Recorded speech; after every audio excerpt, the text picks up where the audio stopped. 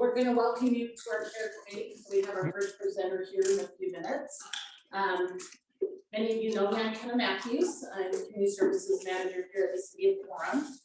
We made some staff changes over the last few months, and because of those staff changes, we've also made some changes to the care program. And so Brenda and I are going to step away from the care program, and Brandon and Trevor are going to join the care program. So they will be over the care program.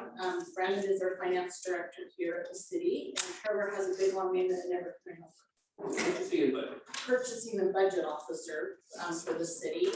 And so they will be taking over for us. So I will be handling it out with all the care applicants at this point through August, and we'll, finish those out, and then they will be handling it from here. So I'm sad because I love working with you guys and all of these people, but I have way too much on my plate. I've been in a meeting since 8:30 this morning and have yet to sit at my desk. So that's kind of how my life has been today. But I'm excited to be here. I'll be here on Thursday as well. Excited to have my last hoorah right there. So thank you very much.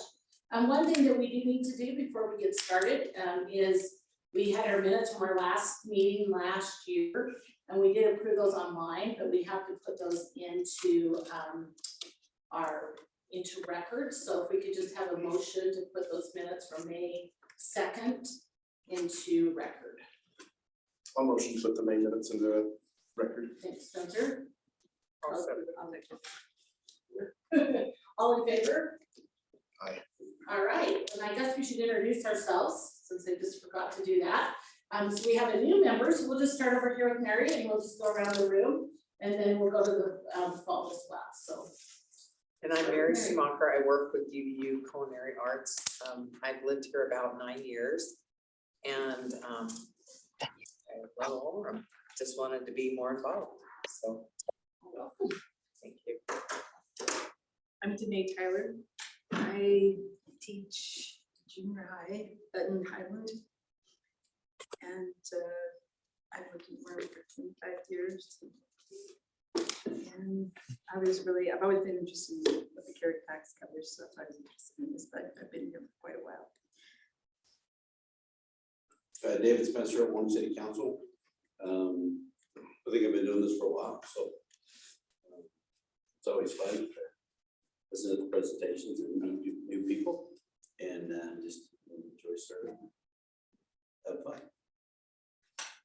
Spencer Rands, just a local businessman here in Orem, ran for city council a handful of years back, and then didn't make it to the city council, but still want to be involved. And so now is my third or fourth year doing care tax. So I enjoy this, and obviously a fun process, but also just good to be involved in the community, know what's going on. Jeff Lamson from the City Council. I've been doing this for a long time as well, and I love it. This is one of my favorite things that I get to serve on. Always fun to see the ideas that people have in the arts and to share their talents with the community and to bring the community together. And I'm grateful for those people willing to put themselves out there, and I really think that the care tax is a huge blessing for our community. It just does so many good things. So grateful to be able to be there. With all of you. I'm John Nelson. I'm the finance director in the city for just short of 18 years. If you don't know me, then I've been doing my job well. So obviously, I can mention the changes. Trevor works for me as our budget officer and purchasing criminal officer, and so the two of us got together to be able to take Kenna's place, so to speak, even though I'm sure we're going to be doing that much worse than Ken and predecessors. So, appreciate the opportunity to get there together.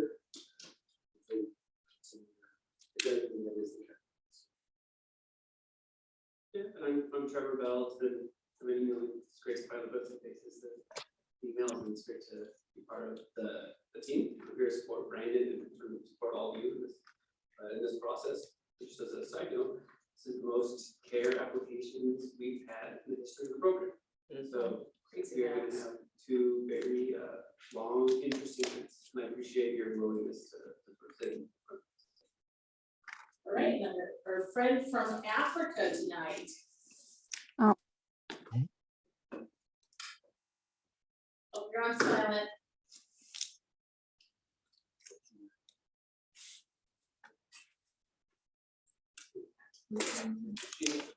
Okay. Hi, I'm Shona McKay. I'm not in Africa anymore. I was in You're Africa. on mute. Oh, sorry. Now she's That's on. it. Do we have our volume on? As I say, maybe our volume isn't up. Or mute buttons. Well, it wasn't. Okay, There we go. Try That's- again. Can you hear us? Can you hear me? Our speaker's muted at the bottom. We gotta unmute Oh, our speaker. yeah, I was gonna say our speaker's muted. That little Is it down the bottom? speaker, I think we unmute. yeah, you just gotta click the bottom right. Oh, it's at the whole computer. Yeah, there we go. Just click that. Over one. Oh, over one. Yeah, it's right there. Right There's there. two. Yeah, he's there, and then you can move that bar over. There you Yeah, so we are. can- Okay, we gotta- you can we hear me gotta now? mute ourselves, probably. We found you, yes. Okay, thank you. I'm Shona McKay. I am no longer in Africa. I was in Africa during all the emails. But anyway, I'm a resident of Orem of 30 years. I managed a medical clinic for 20 of those years, and I retired 4 years ago and served an LDS church mission for 3 years. And when I got back, I decided I wanted to give back to the community, so I joined the CARE organization. Thank you. Good to see you.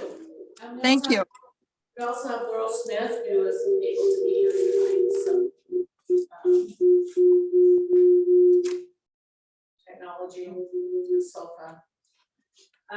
So tonight we'll run, it's very typical as we've always had. I think they have 12 minutes, is that correct? So each of them will have presenters, they'll be presenting for 12 minutes. That includes questions. Usually if you want to discuss some stuff after tonight, we can, but usually we leave the discussion till Thursday, where we'll be making the recommendations. Brandon and Trevor can tell you how much money we have. We have a little more money this year as well, is my understanding. But we have a lot more applicants as well, so.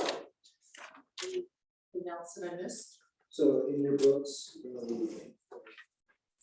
the calendar, so the idea is for you to just be able to indicate after you've heard the presentations, that, basically an idea, do you like what you heard? Are you interested in thinking that this is what the care tax is to try to help support, and give us a yes, a no, and maybe depending on, maybe it's a, yeah, if there's funding, then maybe that's something, otherwise it would no.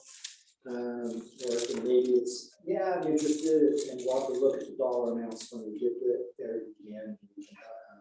So really, it's more focusing on just do you like what you're hearing, kind of in your mind, getting an idea that, yes, I think that would be really good. And then after we're all done on Thursday, then we can kind of take those and put together and then run through each one of those in relation to here's how much the dollars they're asking for, here's how much maybe they received in the past, so you can then tell if they're new or if they've existed before. And then also be able to then identify this is how much that cost would be, and if we have the money, we'll be able to fund whatever portion of that. That sounds like a reasonable plan. You have in your binder the application for each one of the ones, all of them are just tonight. Yeah, so we have tonight's and then a portion of Thursday. So we'll leave the binders with me. I'll collect the score sheets, hang on to them. And then we'll distribute them out again on Thursdays. You can finish rating all of them. And now first day of this.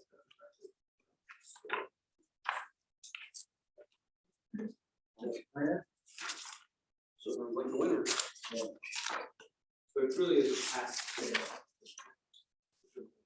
Value to the community. And you're welcome to obviously take whatever notes you want in relation to that. We just, Trevor and I just kind of want to have an idea of where we sit with all of you in relation to that. Yeah, and just so we have an idea, so when we have that discussion and we can do already in advance, if you will.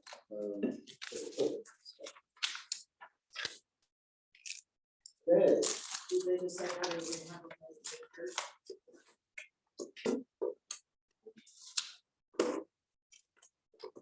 Like several major applications this year too, so. That we've had in the past. Wow.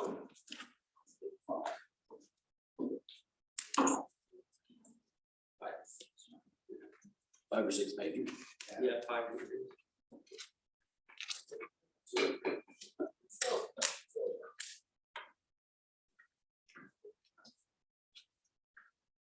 Our first presentation will be at the African Culture Center. And they'll be presenting via Zoom, so if they have the link for it, we'll just wait for them to jump on and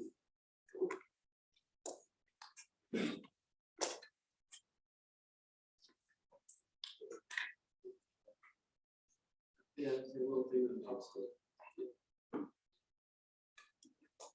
Can we ask questions? They can be able to hear us. Yeah. He said this is the setup to get it going. Oh, okay. Oh, wow. So they should be able to hear us then. Yeah. Yeah. No, but it works. When it works. Yeah, I tried to see him driving those.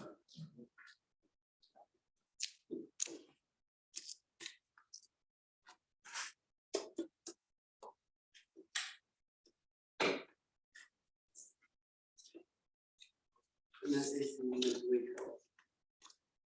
Physical work.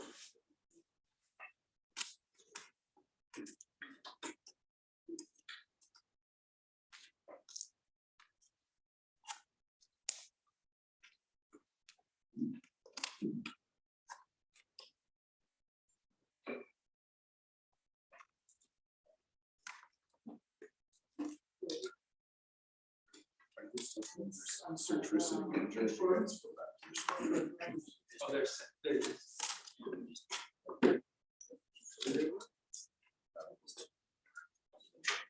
Search.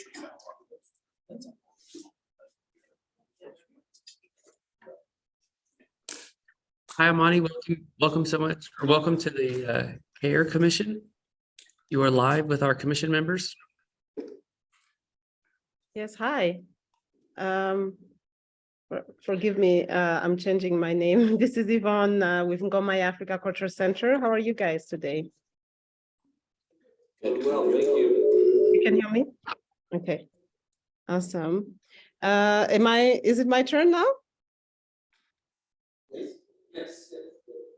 Okay, yeah, the sound is kind of, there's an echo going on. So yeah, as I said, I'm Yvonne Sabimana. I am the founder and the president of Ngoma Africa Culture Center. We are a nonprofit organization, been out there for almost 7 years now. And we are based in Utah County, and we put together a festival every year.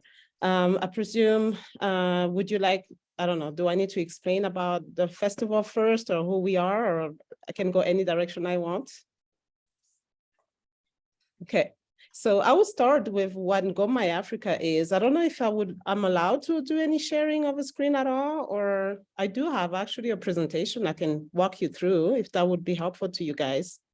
Is that okay? Let me see if I can share my screen. Awesome. I don't know if you can see my screen. I'll make sure I share the presentation I have for you guys about the African Heritage Festival and who we are. All right, I see you can see that on your screen. So first of all, I would like to talk to you about who we are. So Ngoma Africa Culture Center, we are a 501c3 organization, as I said, a nonprofit, and we are committed to teaching the community about African cultures. Myself, I'm originally from Rwanda. I grew up in Rwanda, grew up in the cultures of Rwanda. And then I later went to Europe as a refugee in Belgium. And then later I immigrated in the United States. So coming here in the US, I felt like there was an importance of being able to have a place where we could not only live the culture, but also be able to share with the community. And that's how really the whole inspiration started. And so the African cultures, we do share that with the community. And also we create a support network for African descent families in Utah, like myself. When I moved to the US, I was a student. I can I can relate to also people who are here as refugees because I've been a refugee myself. Definitely what I'm trying to explain is that first generation, when they arrive in America, there's a lot of challenges they go through. And so our organization has a few programs we cover. And the first one is to empower, as I said, to help our communities who are African descent. And those families, we have about, among them, that's where we basically recruit the pool of our performers who are eagerly sharing their culture with the community in Utah. And so we provide them opportunities to learn about integration in America. And also, if those aspiring to be entrepreneurs, we also facilitate that. We also then have an education program, basically to educate about storytelling, to educate about the African cultures, but we do that through storytelling, history, music, arts, languages. We do have languages classes, such as French, and Swahili, and we keep growing with more. And then we also have a program to let people really experience Africa when they come to places like the African Heritage Festival, which is the one that namely we have requested funding for through the CARE program.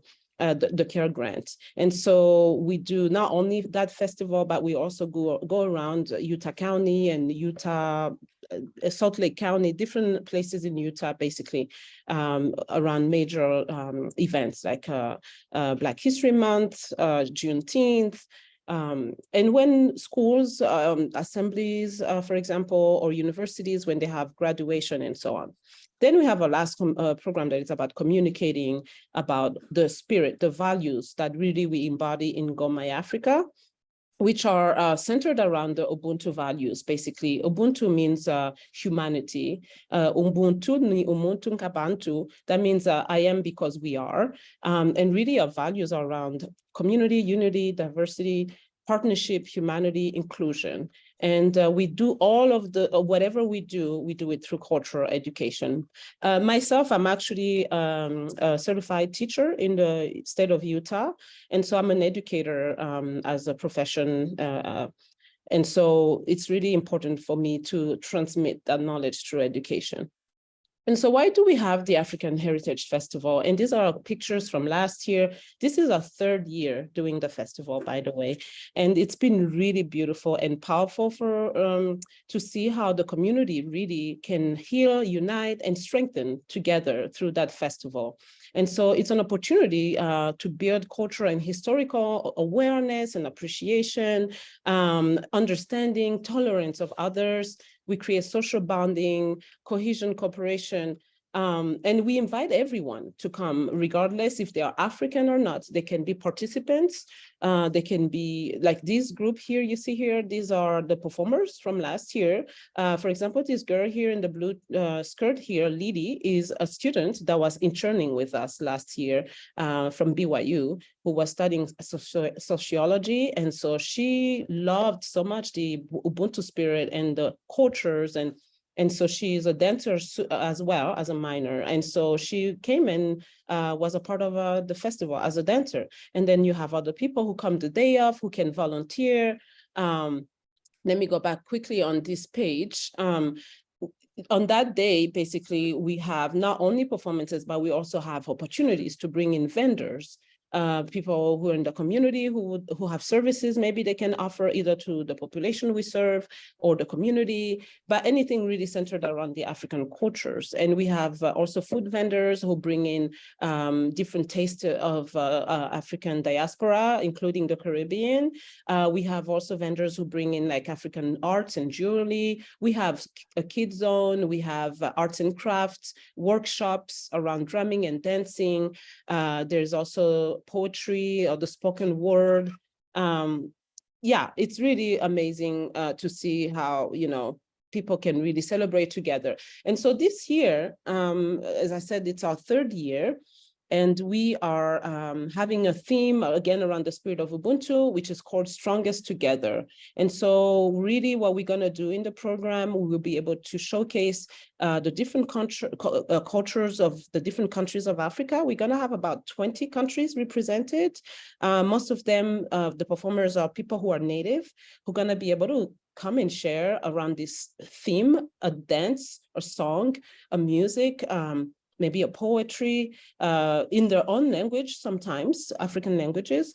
And so that will be about the program. And then we're gonna have, as I said, the different vendors. And we also bring in local other artists, not only those we have in Goma, who are about 30 plus artists. We like to enrich it with also some local artists, such as Bomba Marire. It's one that is a Puerto Rican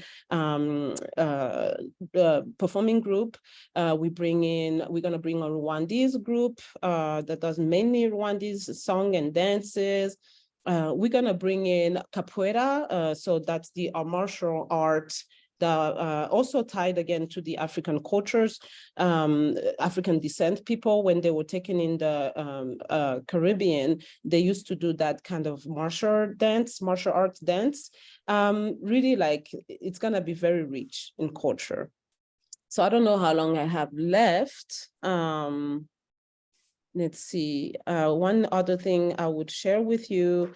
So this is definitely a deck we have put together so that, anyone who wants to invest in us, obviously, because all these people, the festival is very costly. We have a budget of about $40,000, $38,500 to make it really happen, between a very nice stage and good sound and good, performers, all these different groups you're gonna bring in, being able to feed them, the costumes. We always try to bring in really very vibrant costumes.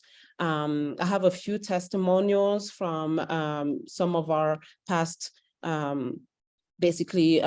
volunteers.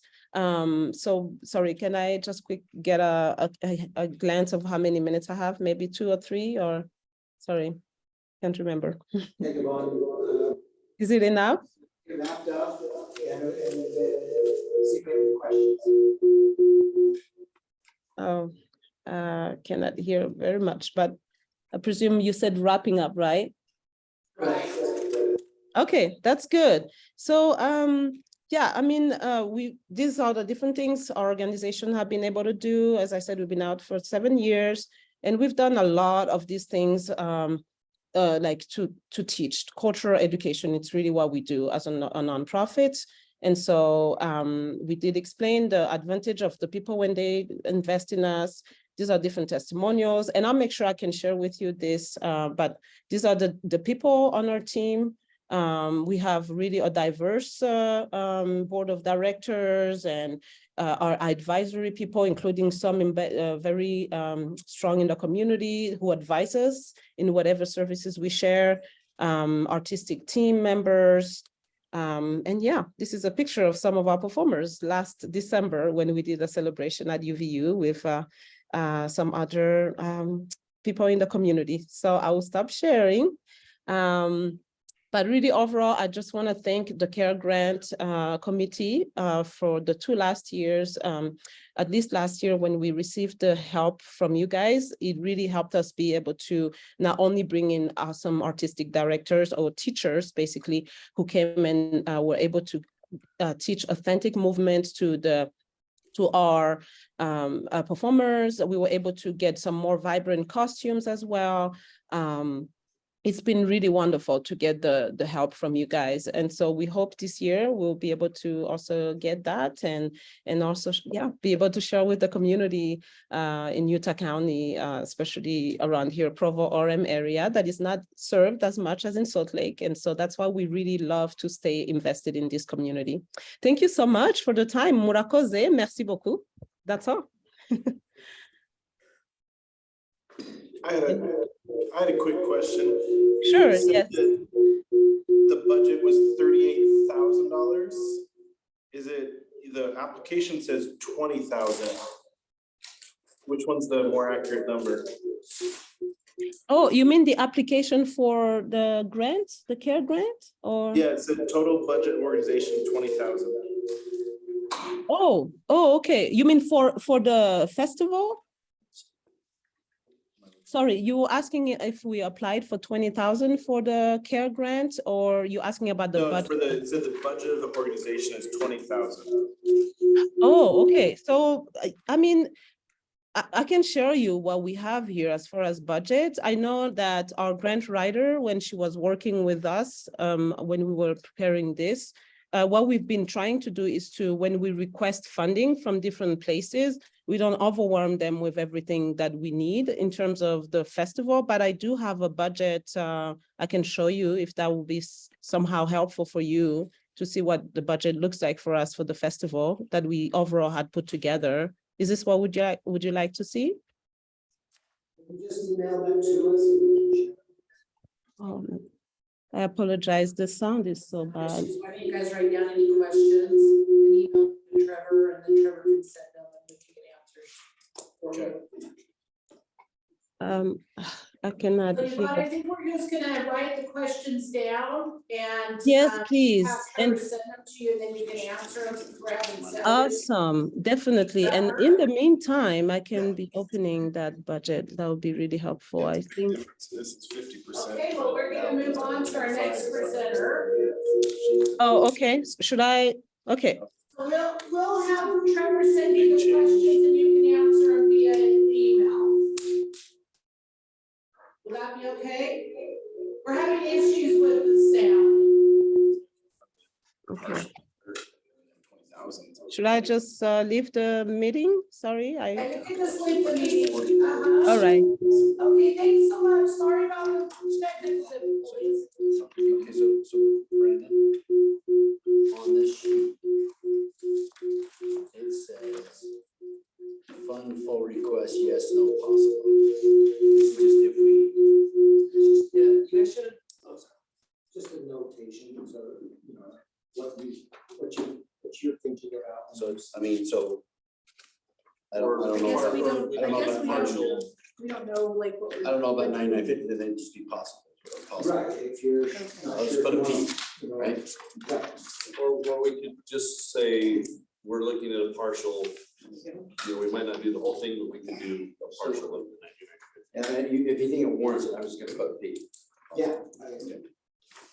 Yeah, so for our Zoom people, should we just have them, if you have questions, just send Trevor an email, like say, you know, Naomi, whatever, I can never say that word, and what your questions are, and then we'll just send, because I don't know what's I going think on. Spencer's question was, it's a 20,000 here, and she said 40, so and we're like, what is it? What is her total budget, because where's she getting the other funds? You know, so, and if you look at you look at what they have written down here, 4,000 for independent contractor fees, and then the exhibition operating expenses 55, so. You know, You guys ready for them? are we paying for the people coming in to do the card? I mean, I don't know, so. We have the Orem Choir with us. We'll have them introduce themselves. Hi. Here you go. Thank you. So it's a live Zoom. We're non-zooming. So, You look so do lifelike. you want us to, do you want us to stand or? You can do whatever you want. Go ahead, Sam. We'll stand while we're talking, okay. All right, I'll start now. Hello, I'm Lisa Baldwin. I'm the manager of Conform Chamber Choir, and this is Steve Durchie, who's our artistic director, and so we're super happy to be here. And we'll just proceed with what we have planned here.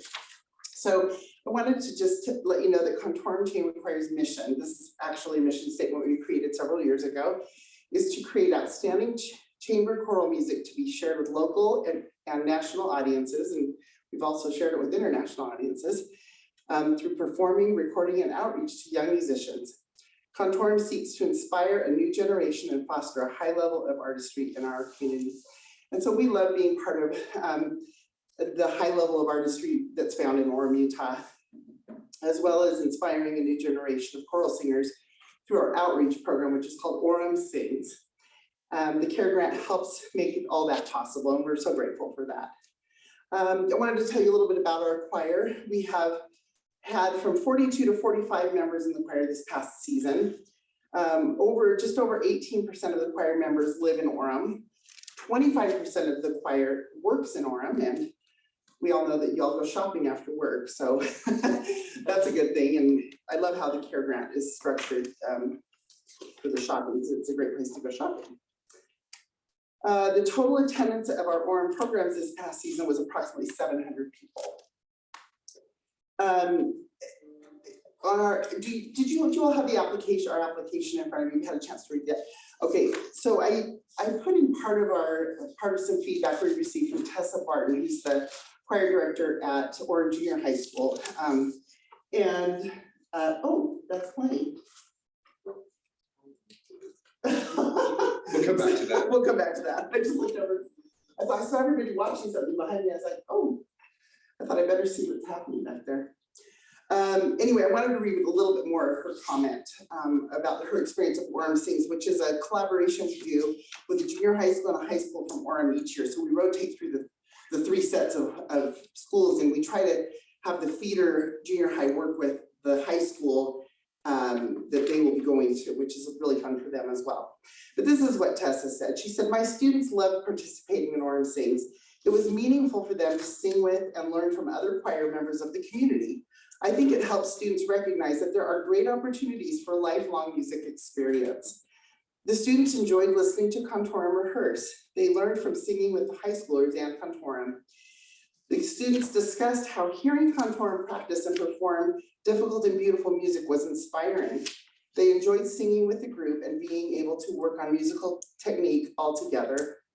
I think that performing with the other groups helped my students listen better and work on matching some great vowel techniques of those around them.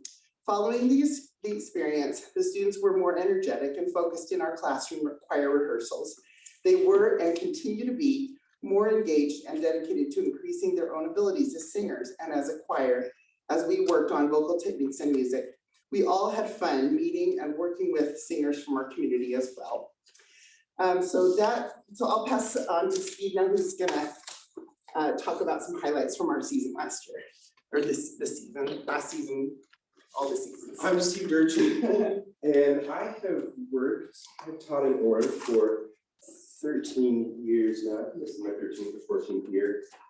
This paper is not particularly important, but I like graphics, and because this is provided for us, I think it's kind of fascinating. One of the things that I think that Contorum brings is both a sense of a group of high reputation that's based in Orem, and also a high caliber experience for both the residents of Orem who come to the concerts and participate in the choir. This is engagement with the choir through Spotify over the last 28 days. It's really not all that important, other than I think that the national, international reputation is significant. I also think it's interesting to see that nearly 40–50% of the listenership is at the 18 to 30-year-old mark, which for a chamber choral ensemble who's trying to compete with TikTok, just saying, you know. So some of these events, although have happened outside of Orem, I think both take Orem's reputation beyond the city and bring a wide experience to Orem. We were for the second time, the core group for Ballet West staging of Carmina Burana, where the choir was dressed in monk robes and suspended above the dancers. We participated in an international choral festival in England and Wales, and was in first place with Welsh choirs. And that was a pretty unique experience for us. We performed at venues in Wales and then also several venues in London. The Orem Sings, which my students participated in this year. Next year, we will reach out. We will be participating with Mountain View and Lake Ridge. Yeah, thank you. We were also asked by the Utah All-State to be the representative performance at the beginning of the Utah All-State, which is for all of the high schools in the state, including lots of people on north at Point of the Mountain, which is kind of a divisive place for the state. They don't really exist, we don't exist, but we got to cross that bridge with them, which was kind of exciting. Kirkno the Tartan has become a tradition for us with First Presbyterian in Salt Lake City, which is a really fun tradition. The governor is typically there representing the state, and it's often televised. Love that opportunity. We collaborated with Desert Hills High School, who are directed by Mr. Wolf. Did anyone know Mr. Wolf of Orem High School? Back in the 80s. It's been, He was I mean, well beloved. before my time. Yeah, he was a well beloved teacher. I want that, I'm trying to think of who he was, but that sounds familiar.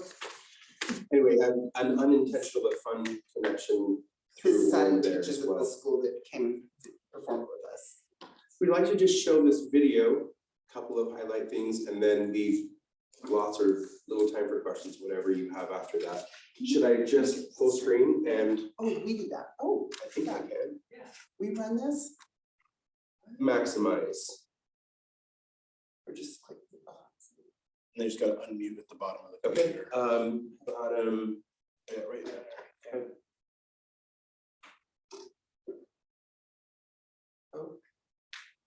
You just want the volume mixer.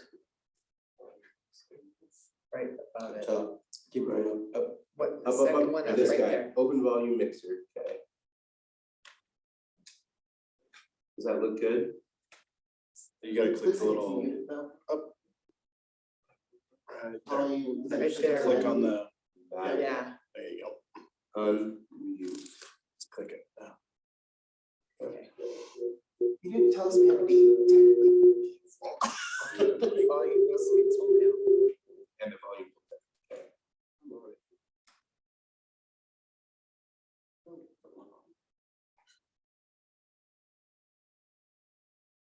He's on his way back.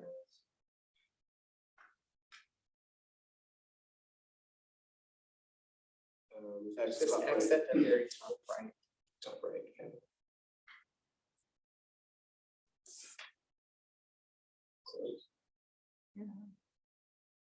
Is that, you know, use the Mac probably. It's true. Where's I've been found out. Where's the Mac in either, right? Just click the X one time. Video. This just seems very Yeah, complicated. you can do that. Okay. It's in the little circle with the triangle.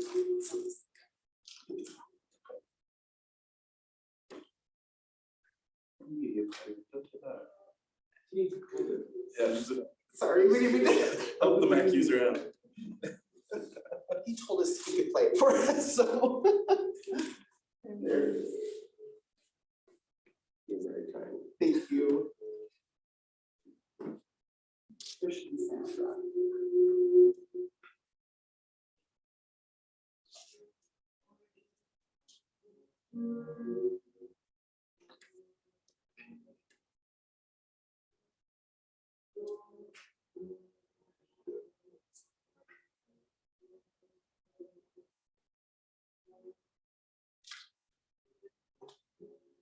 This is just to show you that we incorporated the care logos in our.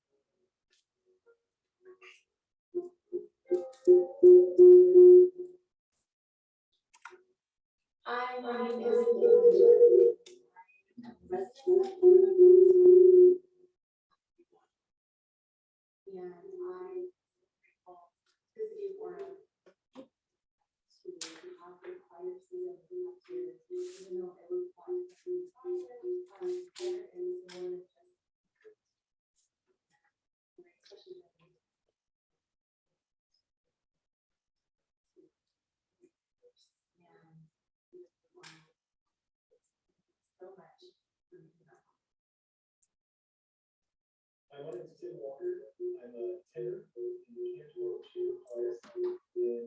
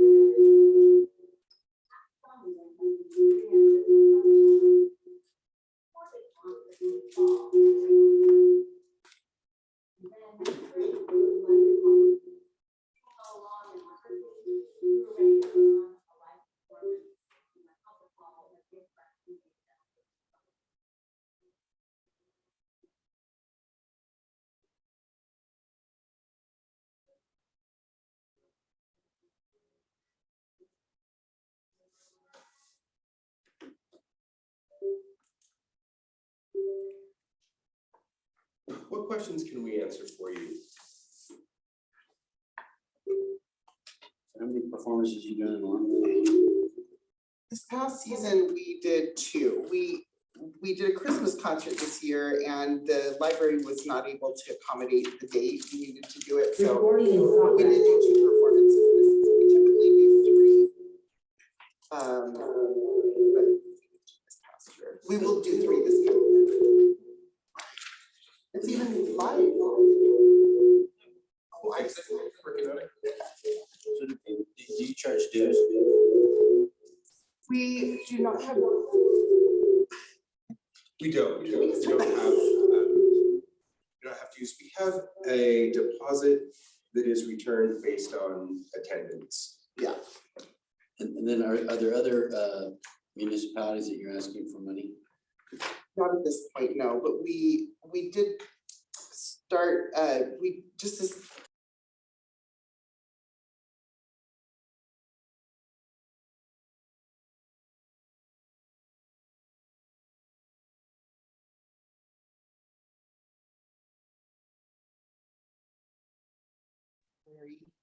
We're on our 5th, I think we've done our 5 of those now, which helps supplement our monies that we need for running the choir. And so, yeah. So on the you're applying for the home care tax, but are there other cities like PG or other that you're applying for Carolyn or? No, we don't do performances in those, in other cities. We could possibly, like in Salt Lake, maybe apply for their arts and parks. That's a good suggestion. And you've got a total budget of $18,000, right? Yeah. And you're saying compensation salaries is $4,500? It's actually, our board would like to offer more than that, but that's all we're asking Orem City to help with. And if, yeah. I'm gonna write down that idea. Then another question while you're writing that down. So the 2 or 3 performances that you're doing, does that include the Orem students with this high school and junior high? That did this past year, yes, and it was a super successful experience. We had a really great turnout. The kids loved it. It's a 2-day event, actually, but the audience comes the 2nd day.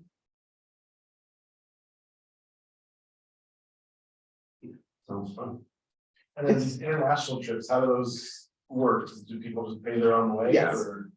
Yes, That's just. They're paying their own hotel, plane. All of it. Exactly. Pretty much all of it, you know. It's all volunteer. It's not required to be in the group to go on those. The fundraiser isn't part of that, nor is any other concert income. That is How many just people together personal. traveling after that, just out of curiosity? We had, I think, 28. 22? No, 28? oh, we had 28. With spouses? Almost. Well, we had some spouses come as well, but performers, I think, yeah, performers were about 28. Interesting. Fantastic.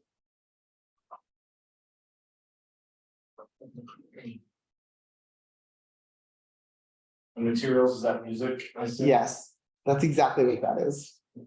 How does that work? Is it because you guys perform, because you pay for a license or? Just pay for individual copies. Copies of music. Each piece of music, I guess with the, I'm just, and this comes up with all the groups, because I'm curious, because any Yeah. group that has music. What are we buying versus like just, going on the internet and putting print? well, if you click print, you also have to buy that. Like, Yeah. it's by the copy. Because you're performing, that's what. Yes. Because you're performing. Even if you don't perform it, it's like going to Barnes and Noble, whether you buy online at Amazon or pick up a book at a store, you're walking out with the material. And you have to have one for each person performing it, so. And those are all originals, okay? Copyright. No, Correct. not legally. Yeah, that's illegal. Copyright law violations, and that's like. That's right. We do occasionally are able, in fact, we did this year, we were able to get some of our older pieces, like by Johann Sebastian Bach. We could go on what's called the Choral Public Domain Library and find free versions of that. And then we just have to pay for the printing of those. Yeah. Where do you store your music? That goes, we don't keep a library. We don't have facilities to keep a library. So the singers keep their music, which is often marked and not really super transferable. We don't repeat a lot of songs either from year to year, so. Say an average piece is about $3.40 per piece. $3.40, about $3. I even put it as an average to come up with this particular number as, yeah, it's $3 each times 45 singers times 26 pieces in a whole season. And that's what that comes out to be. Do you have people try out? Yes, we do. So. You actually have people that try out that maybe don't make it? Occasionally, yes, not often. If someone is, pretty solid as a musician. Myself down. Oh, no, for sure. The only thing that's, yeah, if I can speak to this, Steve, I'm sorry, I'm like talking all the time. We've had a handful of people who've auditioned over the years who just, they would just be super frustrated because if they can't read music very well, they'd be just like kind of left in the dirt, so. Guarantee Jeff a spot. That's strong Yeah. for me right here. If you're a decent music reader. I'm horrible. Oh. Yeah, but we try to be encouraging, we try to be supportive and find and, suggest another group like Wasatch Chorale or Baroque Ensemble or something although Baroque Ensemble does a good amount of difficult music as well, but we think there's a place for everybody to sing. Choir on Sunday. Perfect. It kicks me out, so. We have such a good camaraderie in the group, and like was indicated, I'm sorry you couldn't hear that video very well, but they indicated that that's part of the experience. So if you consider there's 2 performances, but there are rehearsals every single week, and these people come, 45 people come and enjoy and are like renewed, something they can do to kind of fill their soul each week. And so whereas like other kinds of productions, there's concentrated rehearsals right before the performance. We rehearse all year and have performances scattered throughout the season. So the music that you're buying with say the money, that's you for the performance is not at home. yes, but the monies that the music that we purchase with those monies are all performed in Orem. Yeah, it's So we never, might repeat the program out in Salt Lake, but they are also performed in Orem for sure. And we are very, very strict about, nope, can't use care tax monies for that program. So that's only. We appreciate it so much. So thank you. Appreciate you. Thank you. Yeah. yeah, likewise. Any other questions? Sorry for the- Those two. Any questions? Technical difficulties. Okay. Thank you so much. Maybe next year we'll just switch and you can give it, talk us through it. Oh. So I love what you do. Oh, my Thank you. goodness, she's your daughter. Thank you. She's mom graduated from his high school. Oh, from Yeah. Bogus. And I love that you went everywhere. And I followed you into American Fork, and I went wherever you went. How many of your daughter is? Just Tara Schumacher. Oh, yes, Schumacher, because there weren't many of those. Right, right. Oh, thank you. I appreciate Oh, that. okay. I love what you did for the kids, and I imagine you inspired it for same experiences, because my daughter is unique. Wonderful. Thank you. That's so, that's so. Part of the mission really is to show Tara's and all my other students the world that's possible beyond high school and even beyond college. She loved That you can continue your whole life long. So thank you. I appreciate that. Awesome. Well, thank you all so much. Bye-bye. Thank you. Yeah. No, thank you so much. Thanks. Thank you. Yeah. You're welcome. Thanks for your time. How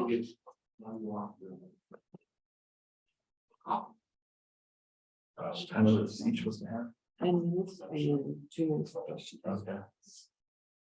All right, so we got Yeah, so let's try it with. Zoom. Online. Zoom's working now. So we're gonna try. This is Ernesto Yeah, that was great. with Utah Cultural Alliance. So with this camera, like, I guess, you know, with him, it doesn't matter because he's on Zoom, but you can, you know, flip this around. Like if they're presenting, you just turn it around like this. No. And then if, Yeah, right, we're looking at it, so we can like. Are you seeing how much? Last year, what did we get on? They always. We'll get that in the final meeting. I was gonna say, I was looking for that, like, where is the thing that says how much? Anyway.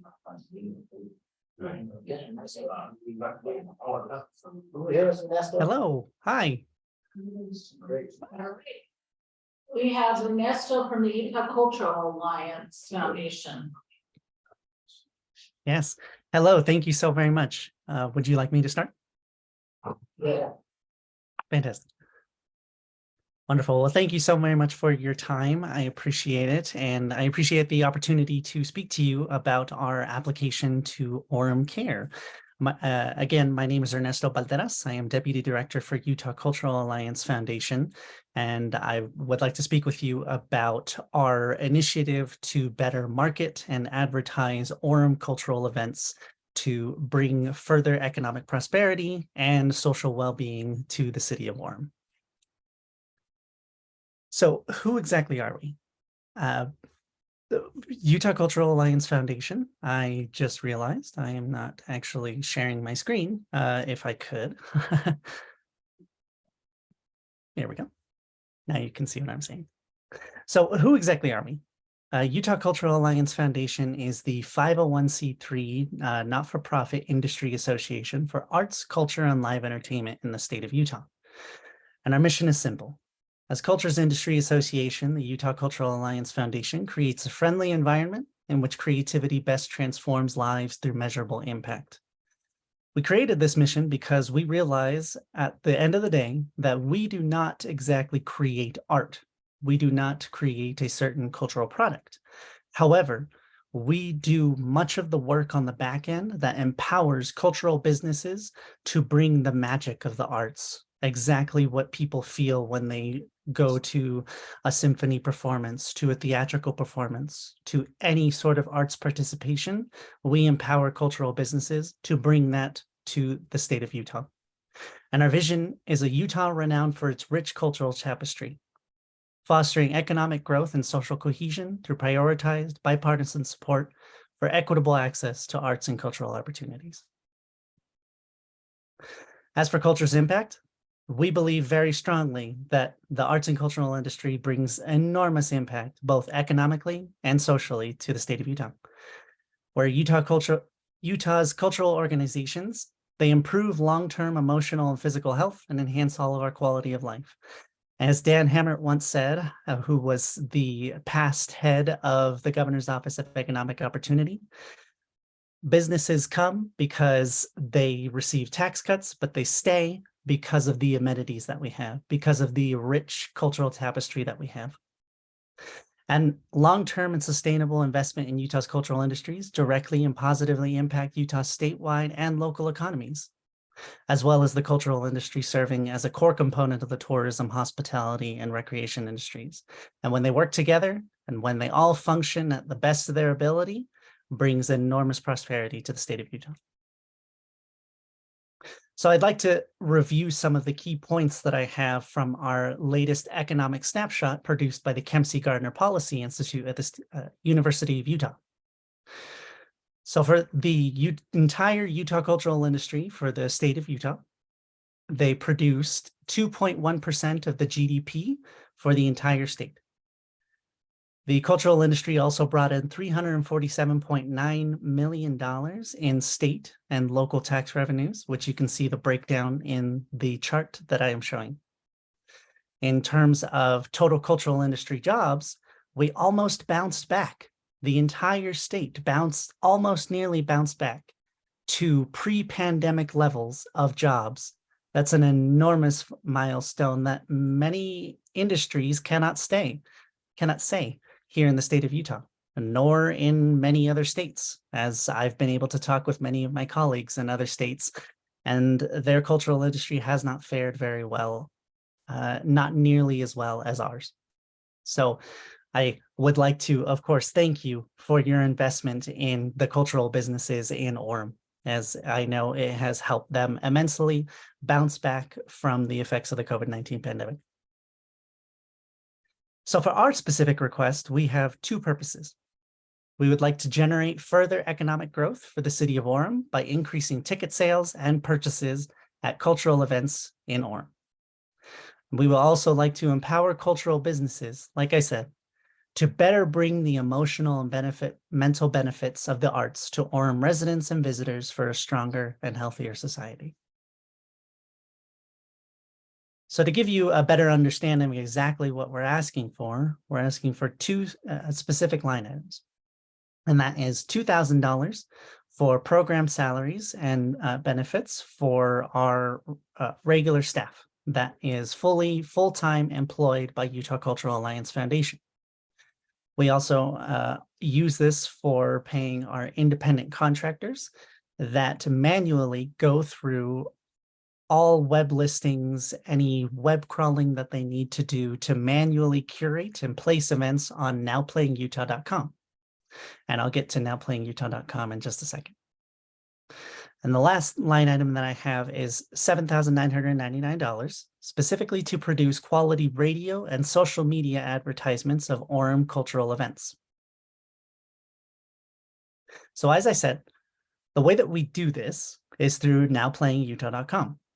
If you are unfamiliar with this, or if you don't remember, nowplayingutah.com is the statewide comprehensive events website that we host for arts, culture, and live entertainment events throughout the state. Last year and throughout 2022, we received 1.4 million virtual visitors, which resulted in about 3 million total page views generated within the same year, 2022. And these total visitors and page views generated roughly 143,382 number of ticket purchases initiated through nowplayingutah.com. I think that's an extraordinary milestone that we haven't been able to reach before, but we continually improve, especially as we go into 2023. So what exactly does this mean for you? So for Orem, in 2022, we were able to generate 2,200 ticket purchases initiated through nowplayingutah.com, where individual visitors that go to the website were able to click on the buy tickets button and go to specific websites and purchase tickets for events that were hosted within Orem. So given that success, according to Omnitrack's Travel Track America data, the average per party trip spend is about $569 for cultural tourism events, meaning that someone from out of state usually comes in to bring about $569 in total to that local economy area where they visit.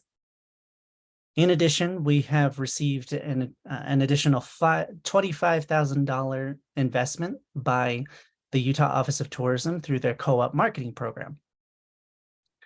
To use this money efficiently, we want to partner with the with City of Orem, you at Orem Care, and use approximately $7,999 to double that with the investment made by Utah Office of Tourism, and to create approximately $16,000 in quality radio and social media advertisement ads. And by using that, if we are able to secure at least 50 trips to Orem, you could be seeing a potential ROI to Orem's local economy of $28,450 for your $9,999 investment. I think that sounds like a rich return on investment, and I am happy to continue to discuss how we can better partner together to benefit Orem's local economy and the social well-being of the city of Orem. Thank you very much.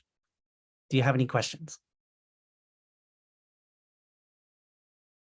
I have an interesting question for you. So of the 2,200 people that clicked buy, do we have any geographic data on where they were from?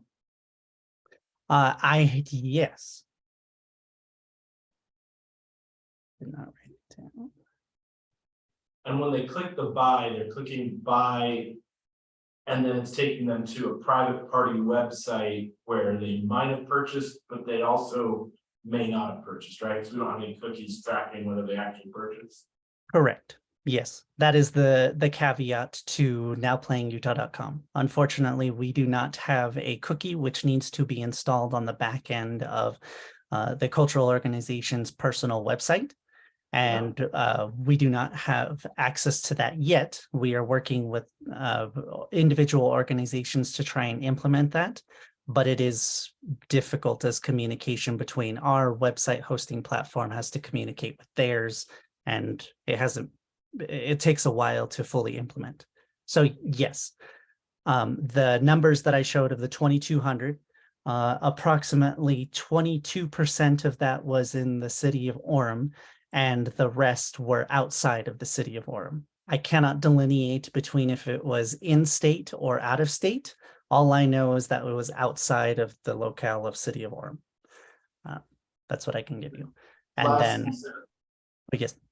He said it's $569. That's just kind of a generic if they're traveling from out of town, but it's going to be significantly lower if it was like an Orem local. That's yes. Yes. Specifically, I was speaking to out-of-state tourism.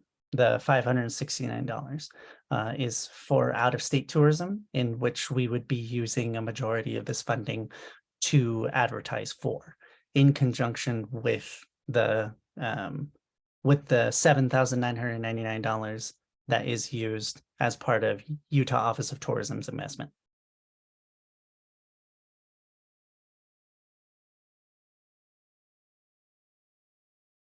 Okay, any other questions? Any questions?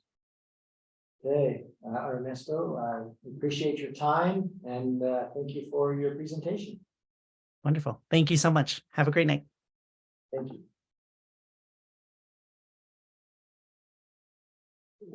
Sounds like this is what I do for that.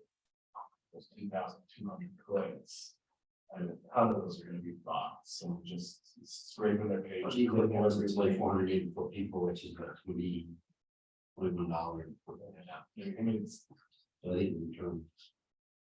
yeah, it's easier. I don't know, I'm very familiar with this site, and I know that I'm on a lot of sites where people are constantly saying, I'm gonna be in Utah for a few days, and people always say, oh, yeah, go not play in Utah. I know what's going, so I know that there are a lot of people using that site. That's cool. Yeah, with 3 million traffic is bad. Yeah, so some people So are definitely on there looking to see what to do. So. Our next group is mentally fit. I'm gonna turn it over to. This is a new one. Ron. They weren't the ones that did it last year. No, this is a different one. Okay, so there's another one that had that mentally fit, it's constants. Oh, Maybe. Sarah. All right, Ron, we are ready for you. Okay, no problem. I'll share my screen and we can get going.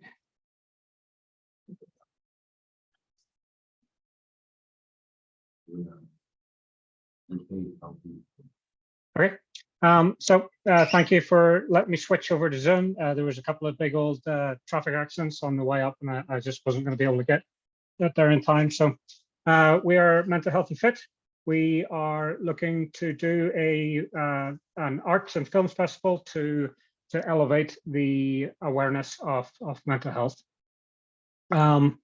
And I'll try to go through this as quick as I can, but we all know that mental health is a difficult thing that so many people are dealing with.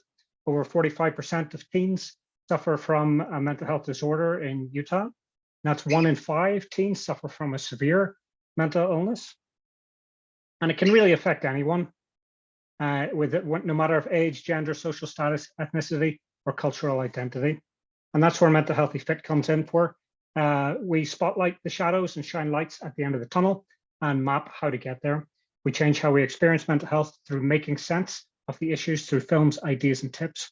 We work with marginalized youth to help them tell their stories through creativity, through any type of art, any type of expressive recovery. And it really helps to build communities so that people know how to access resources through the power of creativity. We develop team building, connection, communication skills, self-esteem, troubleshooting, vocational skills, all through creative interpretation. And I have a video of one of our existing projects.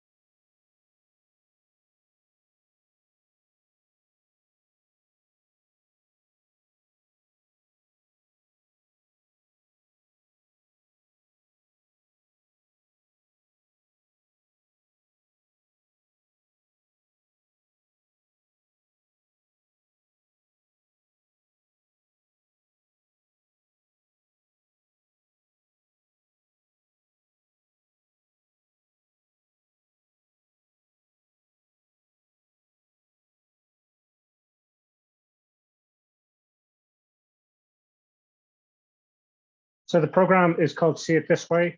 It's a touring film and arts and creativity festival where we bring in curated art and film and programs and match it with created creativity, where we're working with marginalized youth of all ages in the locale that we are presenting in. It would be a one-day festival that would support the self-esteem of the kids and everyone that's making the art. Plus we would have workshops for people to do stuff on the day. And it's all about creating education and resources. So we'd be partnered with mental health resources that are in Orem and allowing them to have a platform to provide awareness and provide access to care. One-of-a-kind events encompassing creative expression, multimedia, storytelling, live performance, and technology to create a vibrant community with no stigma.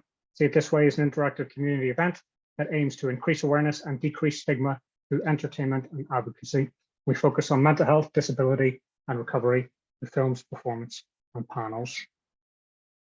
It's all about learning, enjoying, taking part, impacting the community, and creative workshops, and providing resources. We have a lot of resources that are created by kids in the community that we give out to help each other. We also have a pop-up escape room that'll be there. That again lets people to be educated while exploring the escape room. So, and so it's not just about the statistics; it's about mental well-being. I'll stop sharing now, and we can have a Q&A session if anybody has any questions. Or if anybody wants to look at those slides again, I can certainly provide them. So where are you planning on having this? If we were funded, we would look at, because we were aiming to be in September, so it would be in a park, in a public park, probably around with a library though. We would have to do some research to see whereabouts and would be an applicable So you're area. asking $8,000 and your total budget's 180. So where are the other monies coming from? We are funded through Larry Miller. Larry Miller is our major funding. We also have Eccles and Sorensen, and those would be the other ones that we're contributing to it, plus some corporate sponsorship as well. So have you done this in Utah County before? And well, we just did it in. We mostly do it in Salt Lake. We just did it in St. George, and we just did it in Price in the past few months. So we're really trying to expand across Utah. And so in the fall, we're going to be hoping to do in Provo, Orem, and then also up in Logan, up in northern Utah as well. And then out of that 180,000, there's no way to do it in Orem unless we give you care tax money? We could possibly do it, but we'd look at partnering with the city in some form. How many people usually attend these events? We run to get about 300 people. You know, it's been a difference since the pandemic, you know, because we've started to have to pivot, whereas before we could specifically say exactly what we got, and the roundabout would be about 300 because that's how many we would fit in the auditoriums that we would be doing them in. But we range, as I say, about 300 plus about 5,000 in the digital realm. How long does the event run? Like what time to what time? Sorry, I What's the time frame of the event? One day, but from like what time to what time in that day? it would be from 10 a.m. till 6 p.m. So the whole day, and it would have different different chapters, so to speak, you know, to look at the different age range, the different demographics, and things like that. But I'm just curious, if you're having this in September, what your plan is for advertising, how are you getting the word out for this? Well, we do have our within the budget, we've got marketing dollars to do paid social media billboards, but then there's also a lot of organic outreach that works with a lot of word of mouth. So the kids that we're working with to create the content, you know, they're spreading it around the schools and things like that. But we do have a robust marketing plan as far as getting the word out, plus a lot of walk by traffic too.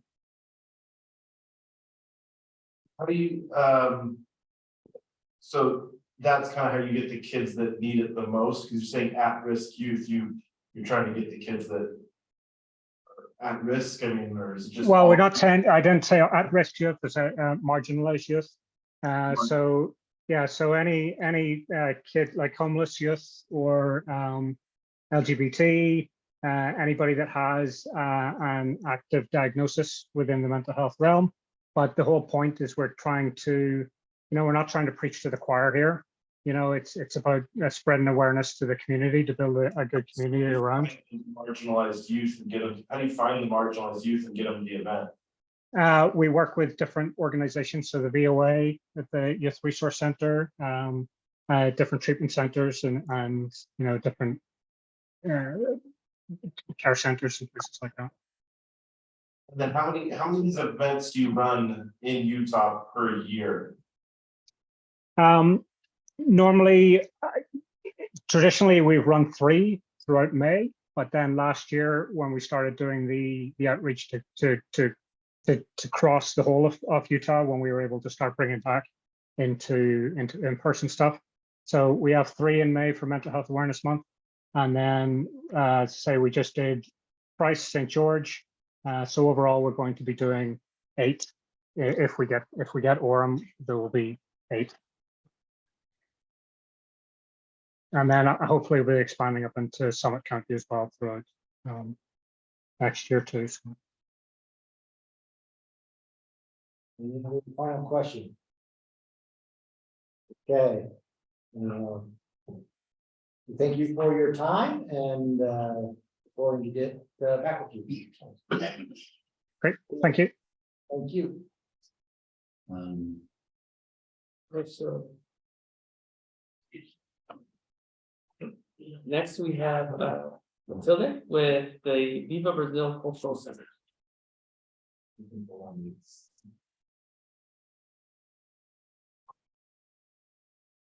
Hilda, can you hear us?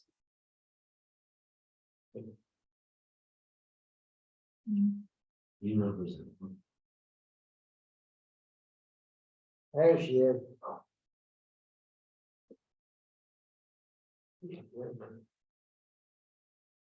Can you hear us all right?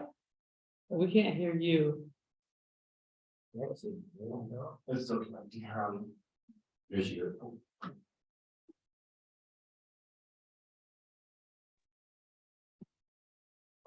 About now. Hello. There we go. So good to see you all again. I mean, I don't know if you have people from last year there. All right, you're up. Okay, can I just start? You bet. Please. Okay, my name is Matilda Vosnil. I am the director for Viva Brazil Cultural Center.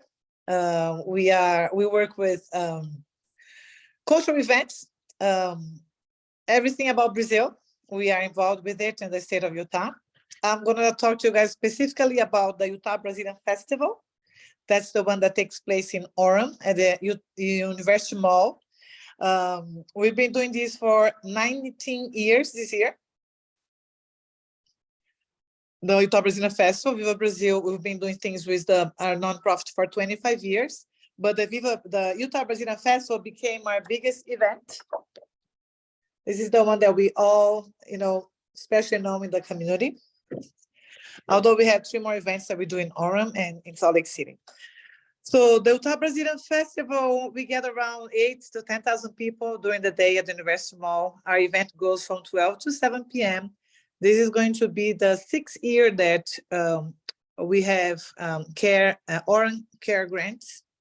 And we thank you guys for that. It helped us a lot with everything we have to do at the festival. It's pretty loved, by everybody. In the Brazilian Festival, on the day of the festival, we have different events, different, performers, musicians, dancers from different, cultures of Brazil. So we kind of represent everybody and everyone in there. Our event is an event for all ages. We have so much fun, the parents love to go and show off the culture to the little ones. And we have a super cool group of seniors that participate in the event every year. They help us sew the costumes for the samba parade. In the beginning of the party at around 12 o'clock, we start with a mini samba parade, like little carnival. We go through the mall, inviting everybody to come to the party. And we have like 400 people in it. And part of the group is the children and the schools from the dual language immersion program in Portuguese.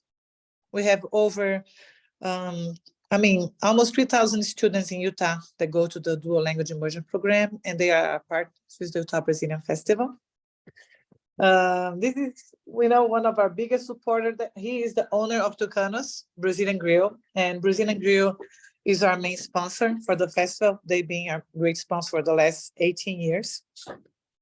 These are some of the costumes that we have, things that are fun and cute, and everybody can join at the spot if they want.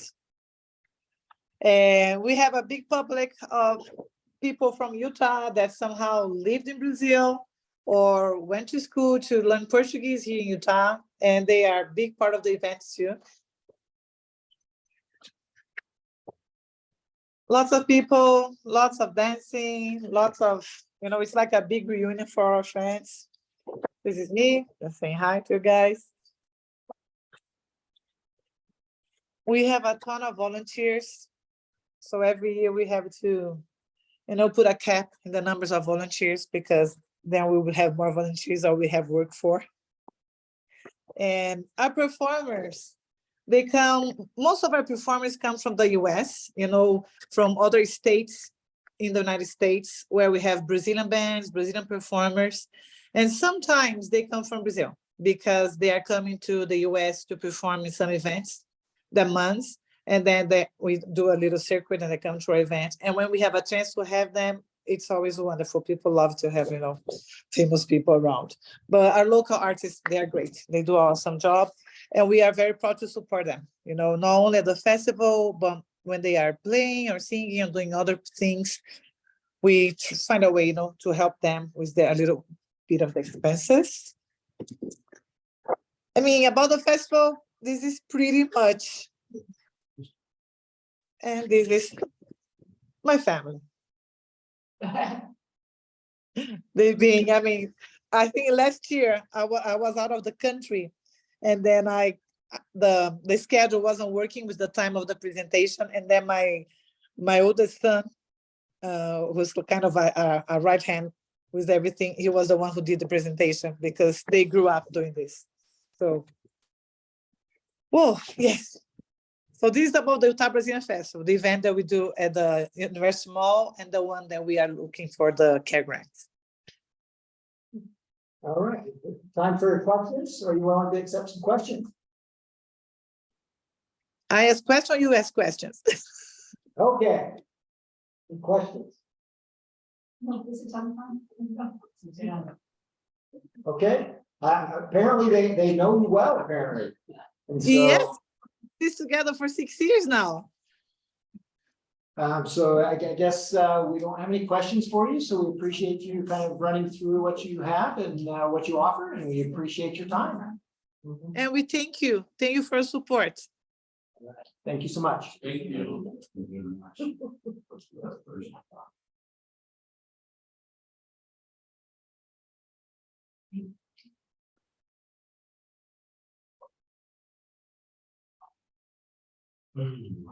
Next, we have Scott Gilbert with the Garden Valley Pipe Band.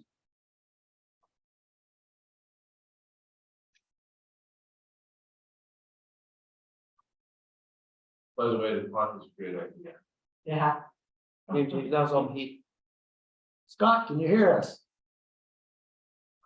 I can. Can you hear me? We can. Oh, very good. And then we can see you now as well. So Great. Scott, you are up. Fill us in on what you offer. All right, let me go ahead and share my screen.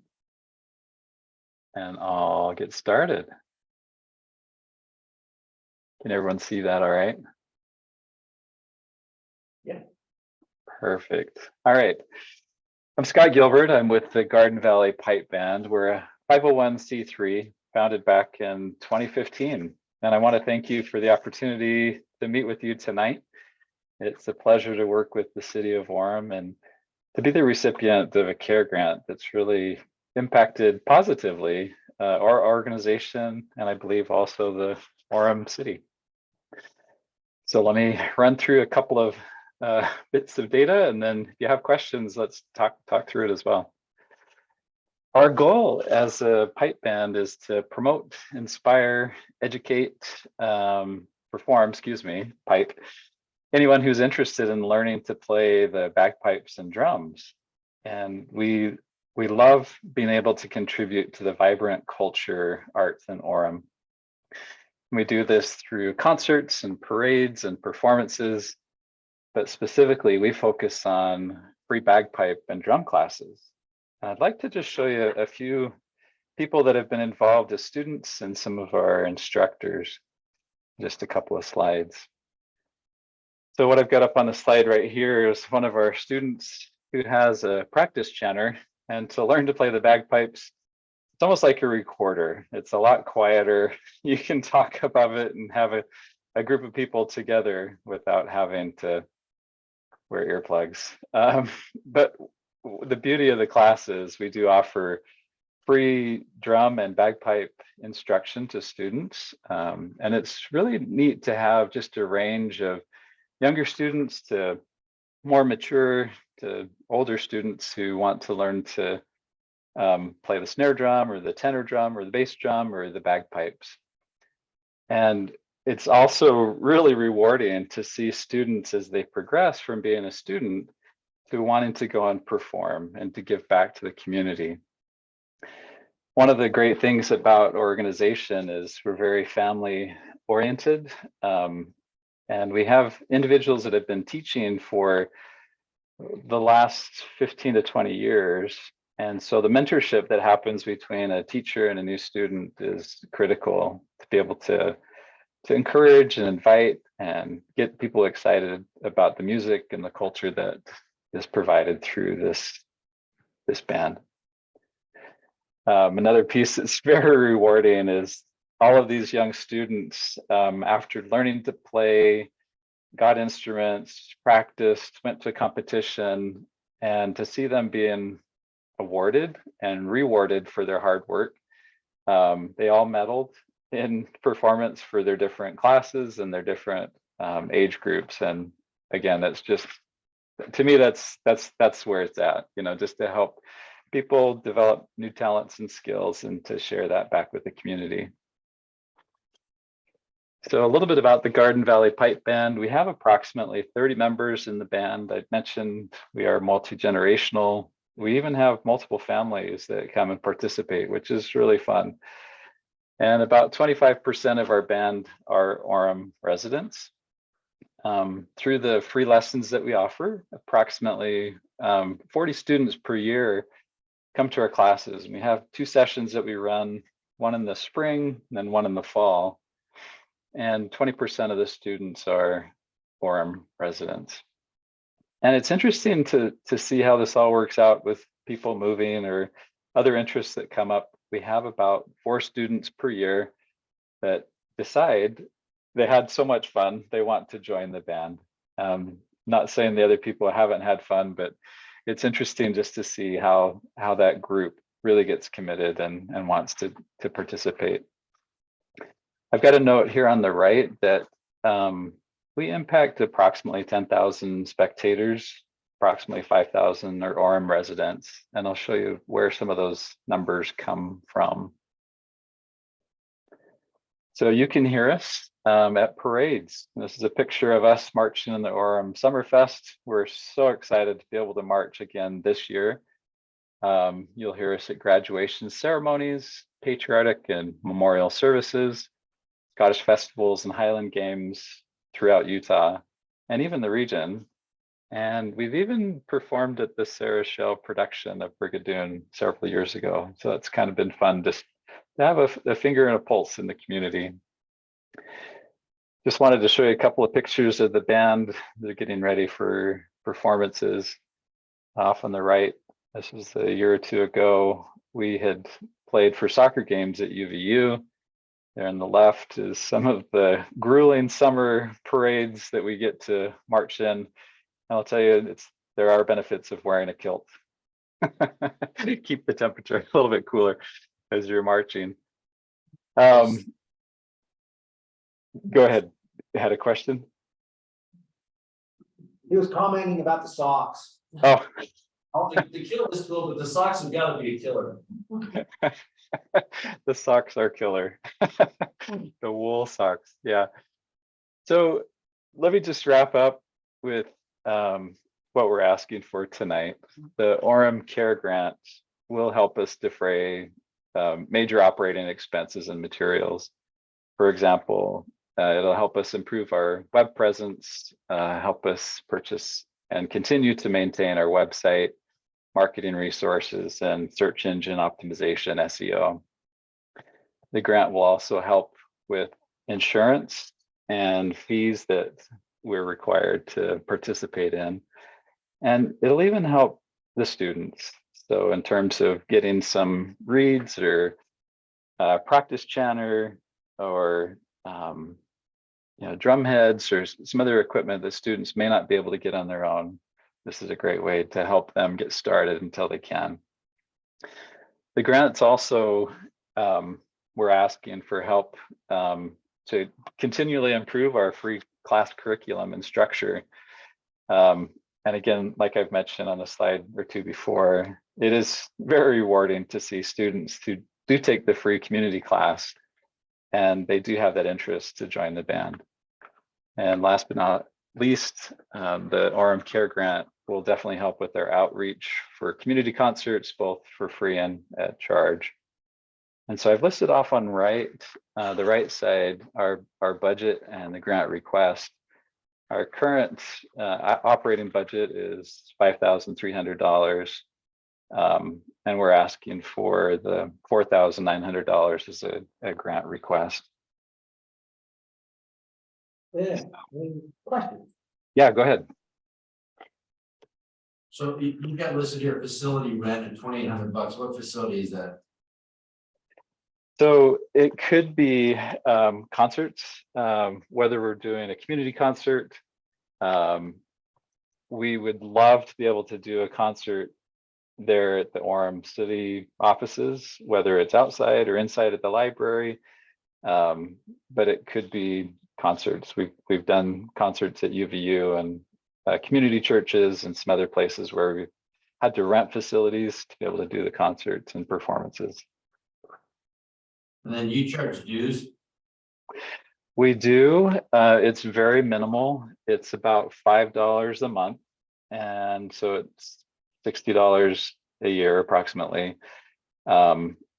We do offer scholarships if there's a hardship, and our board will work with an individual if they're not able to participate or pay the dues.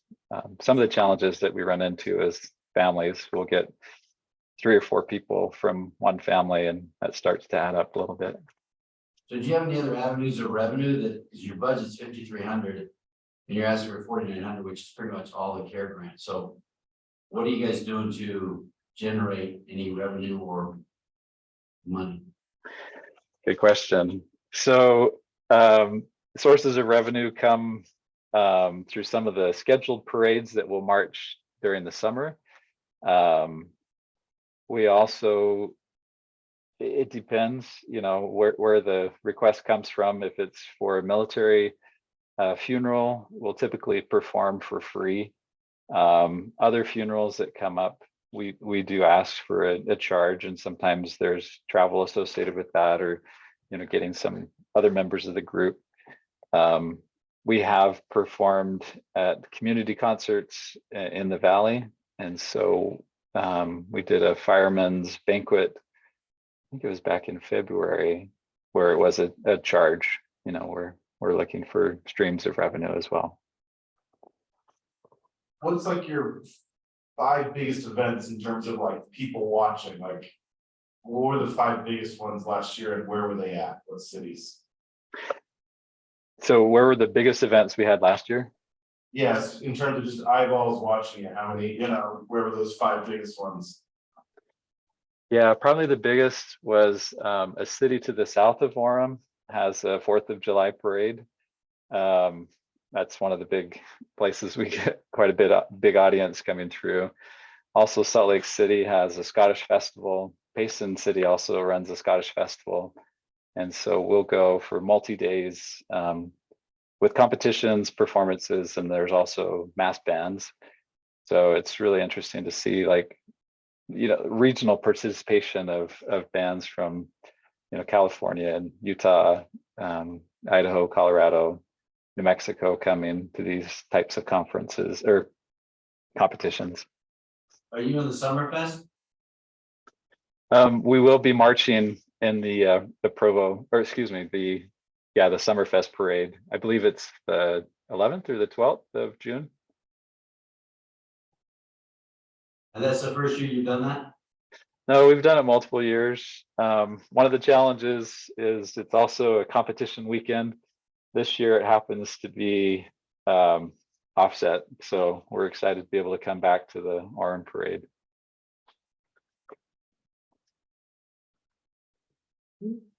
Okay, thanks, Scott. We appreciate your time and thank you for applying. Yeah, you're welcome. Thanks for the opportunity and thanks for, letting me come and talk about our group and what we can do for the city of Orem. Yeah, thank you. All right. Our next group will be the Orem.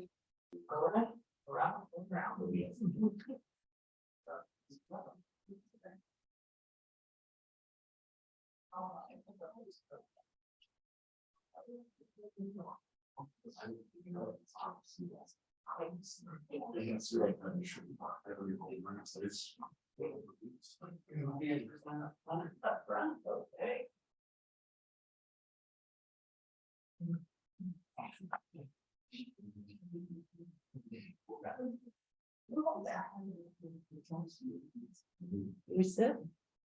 We stand. Either one. Yeah, and I'll get your, sorry, we get your presentation put it up here.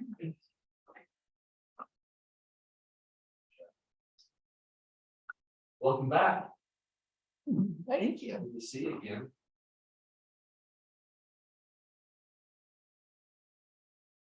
All right.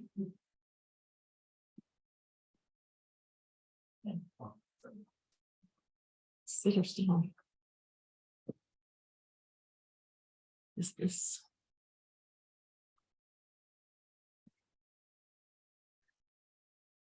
All right, are we ready? Fire away.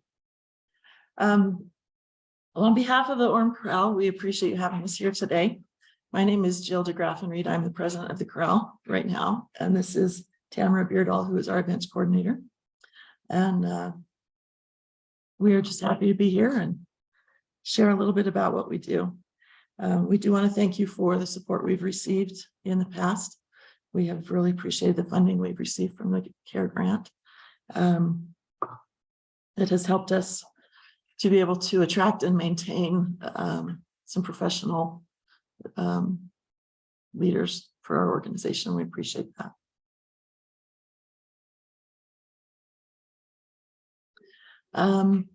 So who we are a community choir. We were organized in 2010. We have about 65 active members and we range in age from 20 to about 90, maybe a little above 90. And we have a lot of generational singers in our group.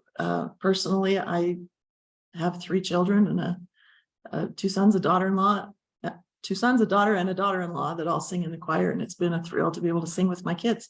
There's not a lot of places we can do that. And we are the only non-audition choir in the area. And we really feel that that's an important part of who we are, what we can provide. We welcome anybody who wants to sing to come and join us.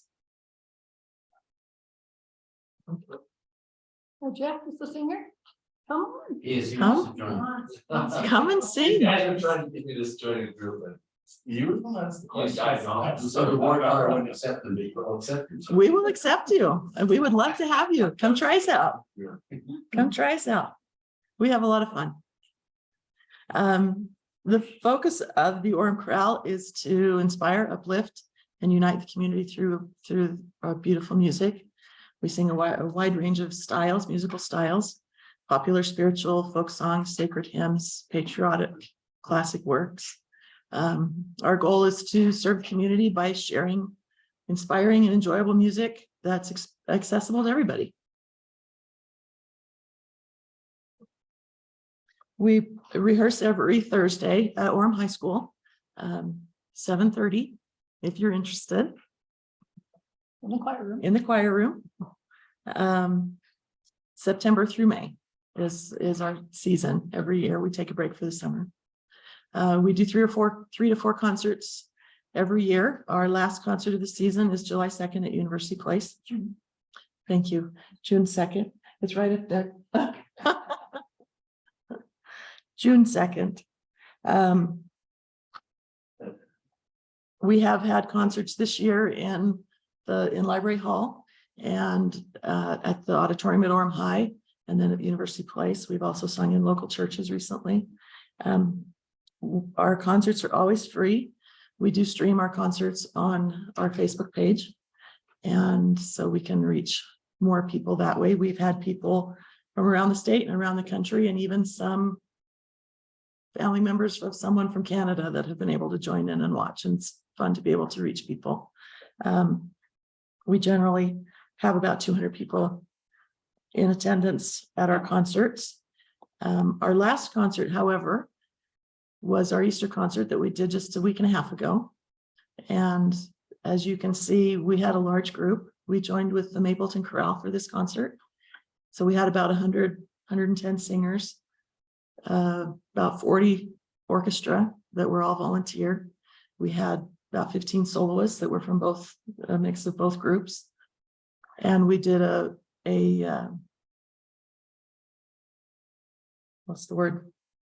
Sacred work. One of those hard words. It's called Lamb of God that we did, and it was just a thrill. We performed in the auditorium at Orem High School, which seats about 800 people, and it was full, and people standing in the aisles. It was really fun to reach that many people, have that many just participating, and we had over 300 views online with the live concert that we streamed on our Facebook page. So we reached 1,100 people with our concert. That was really a neat experience. It was just a lot of fun. But as you know, creating a choir, doing all of these things does cost money. We have used the CARE grant in the past to help pay those expenses. Our professional salaries, we have a board of 16 members. 13 of those are volunteer, but we have 3 paid positions, which is our director, our assistant director, and our accompanist, who are all degreed professionals. And $6,750 goes to their salaries every year currently.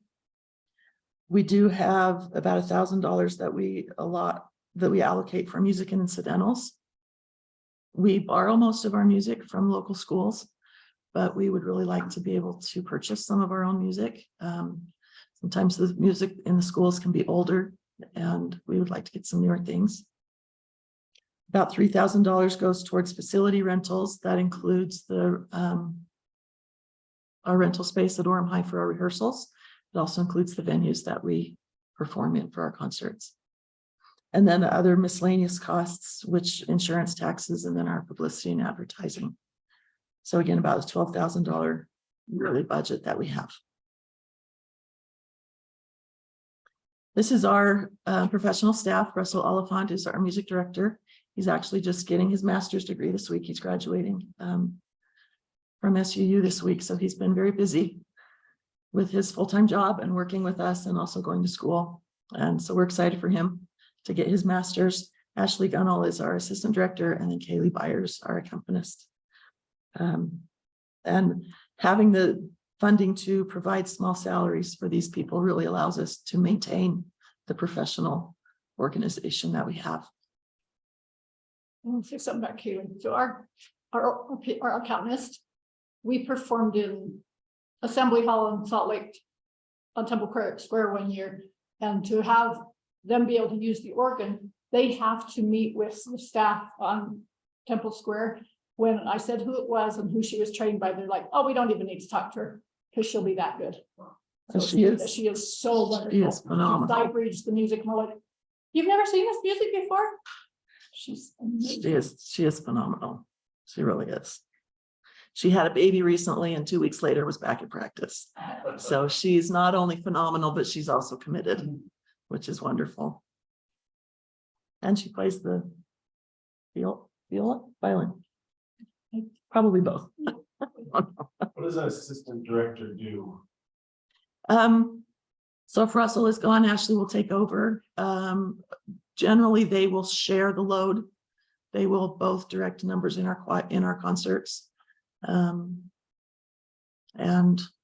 it's just an additional body to help with everything. When we do sectionals, it allows us to break the men and the women apart. He takes generally the men and she stays with the women. So just allow some flexibility.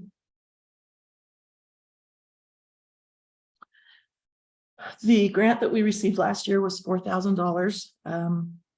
That doesn't quite cover our salaries. So the remainder of our budget for this last year was covered by member dues, which are $20 a month. The money that we receive from the CARE grant does allow us to keep those dues reasonable and allows us to keep our concerts free. We don't ever charge for our concerts. This year, we are requesting a $7,500 grant from the CARE committee. We would love to be able to give our professionals a small raise. It's been a while since they've had an increase in their pay. We would also like to offer some scholarships to some of the members of our choir who aren't able to pay the dues. And it gives us a little bit of flexibility to, come sing. And even if you can't afford the dues, we'd like to have you join us. And then we also would like to increase our social media advertising. Most of our choir members do live in Orem, but we have members actually that come from all over the valley.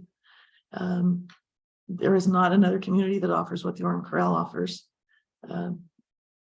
because we're a non-audition choir, which is unusual for the choirs around here. And that's the time did I do something wrong? Anyway, we kind of tout the fact that we are non-audition, but we are a very good choir, as was proven by our concert. I mean, we just had such a great time at our last concert a couple weeks ago. We do provide a safe place for choir members to continue to develop their talents. We don't require our members to audition.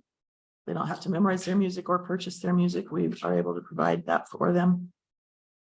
Our concerts are all free. We sing a lot of different types of music in our different concerts, and we're trying to expand our footprint and get out to some care centers and some community events as well. Our goal is to encourage unity through singing and sharing a high quality choral music with the Orem community. We do hope that you'll continue to support the Orem Chorale by approving our grant application this year. Are there any questions? So your budget's $12,000, so where do you come over the other $40,000? Through our member dues. So are you requesting any other care tax money from other cities or? No, No? we have not. We also have a few fundraisers. We have Smith's Smile Yeah. or whatever. We used to have Amazon Smile.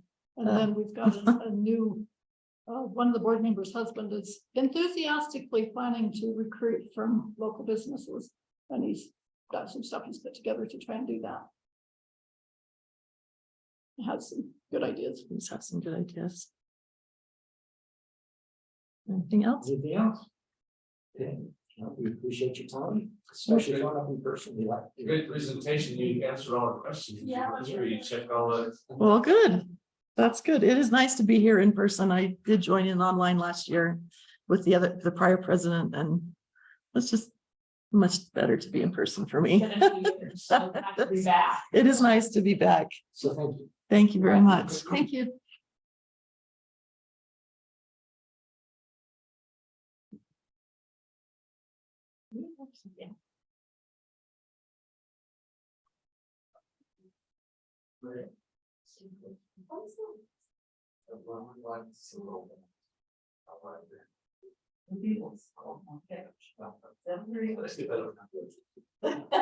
That's the nice part. You just come and have fun. Even if you have a pre-basic, it's not to our slots. Okay. But, thank you. Yes, you're not. They have a draft work.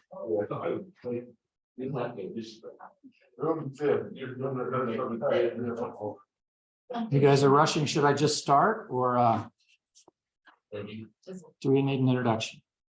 besides what I'm gonna give you.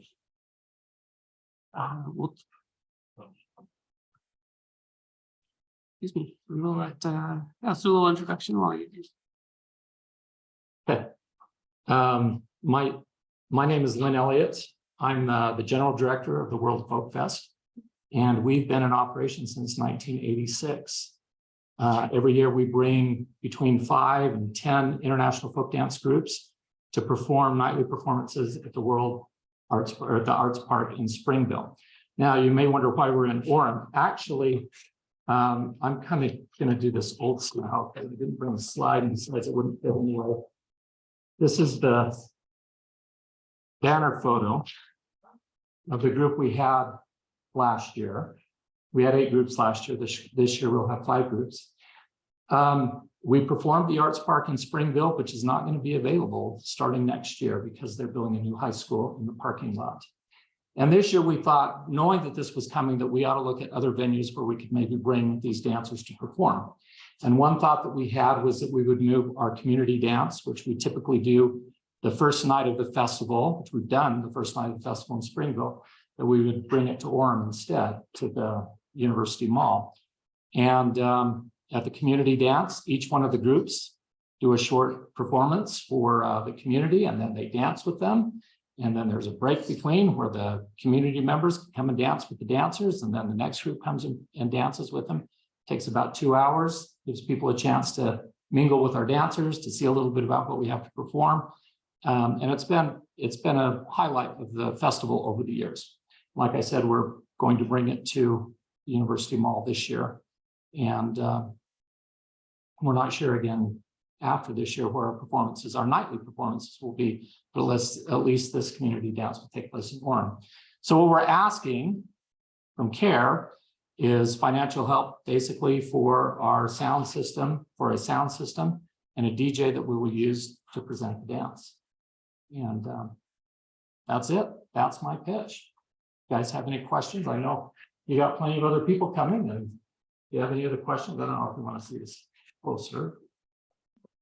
So would you, since Springville is not going to be available, so you're thinking of having it in a year? Well, we're not sure where we're going to have it next year. Theater outside. You do in this park, don't you? Same. That might be an option, actually. We're going to have to find, it works best at an outdoor venue. We've done some indoor things, but it works best in an outdoor venue because it's a festival. That gives a chance for the audience to mingle with the dancers. It is a ticketed event. Sarah's a huge outdoor. Sarah's huge, although they usually have events at the same time that we're doing our thing. We thought about Sarah as well. And I don't know how does the city own the Sarah? Or is it a separate nonprofit? How does that work? The city owns the property, but there's a 100-year lease. Oh, okay. Okay. So they have they run it. Okay. Because we've been involved in their fundraising. In fact, we're doing a performance in May, the indoor Sarah Theater. That is all local groups, but it's our production team that's putting it together. So, yeah, we may very well be interested. What are your top 5 venues that you guys are looking at? Springville would have been it, so what's the new list? Yeah, Springville was actually created for the festival, so it works the best, but because that's not going to be available. We were trying to find venues either in Provo or in Orem. We want to keep to the south end of the valley. And I've never created a top 5 list. I could do that, but off the top of my head, I can't. So I'm just curious how many people usually show up when you perform. Our largest evening performances will get 600 to 700 people. We do 4 performances. We start on a Wednesday. Usually Wednesday and Thursday are a little lighter. Friday and Saturday are bigger nights. So some of those, you have 700 people, 500 going to be paying people. Our paying customers, our performers stay with host families. And so the host families will typically bring them. So a large segment of the audience are going to be the host families. What does it take to cost? This year, our ticket price for a single ticket is $14. And then we have discounts for students, for children. We have a family pass. We have a world pass if people want to come all 4 nights. Every performance, every evening performance, each one of the groups will perform part of that performance. And so they only have 10 to 15 minutes to perform. So if you want to get to see all of the dances they have, you would need to come night after night. And there are some people who will do that. And how are you marketing your show?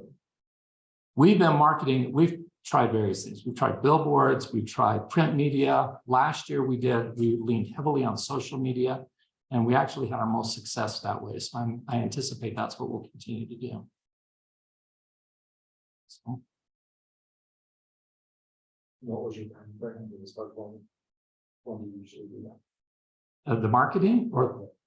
Okay, I'm sorry. So the event this year is the first week in August 1st through the 5th. And our event here in Orem will be August 1st, I think. Is that the Tuesday night? Yeah, August 1st. We have a group from Bolivia, group from Latvia, group from Serbia, one from Mexico, and one from Slovakia that are international groups that come this year. We always have a local clogging group to represent kind of Western United States, and we have a Native American group that performs as well. So. Any other questions? Okay, thanks you guys, taking the time.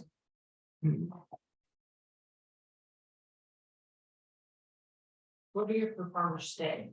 They stay with host families. What they want?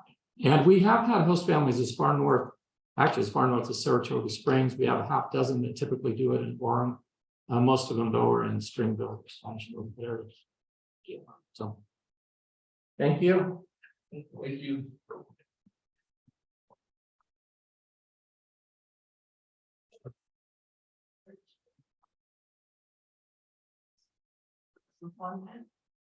Let the party start.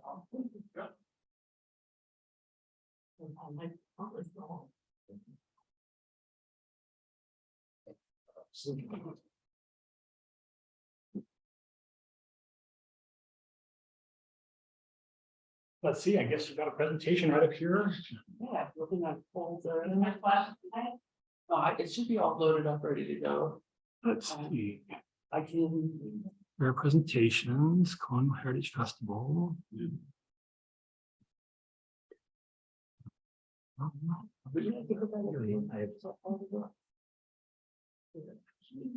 You couldn't do it with your feet. I didn't know.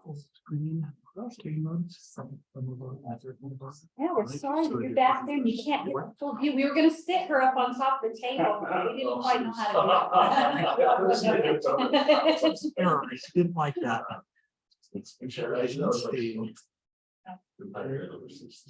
Where did we end up?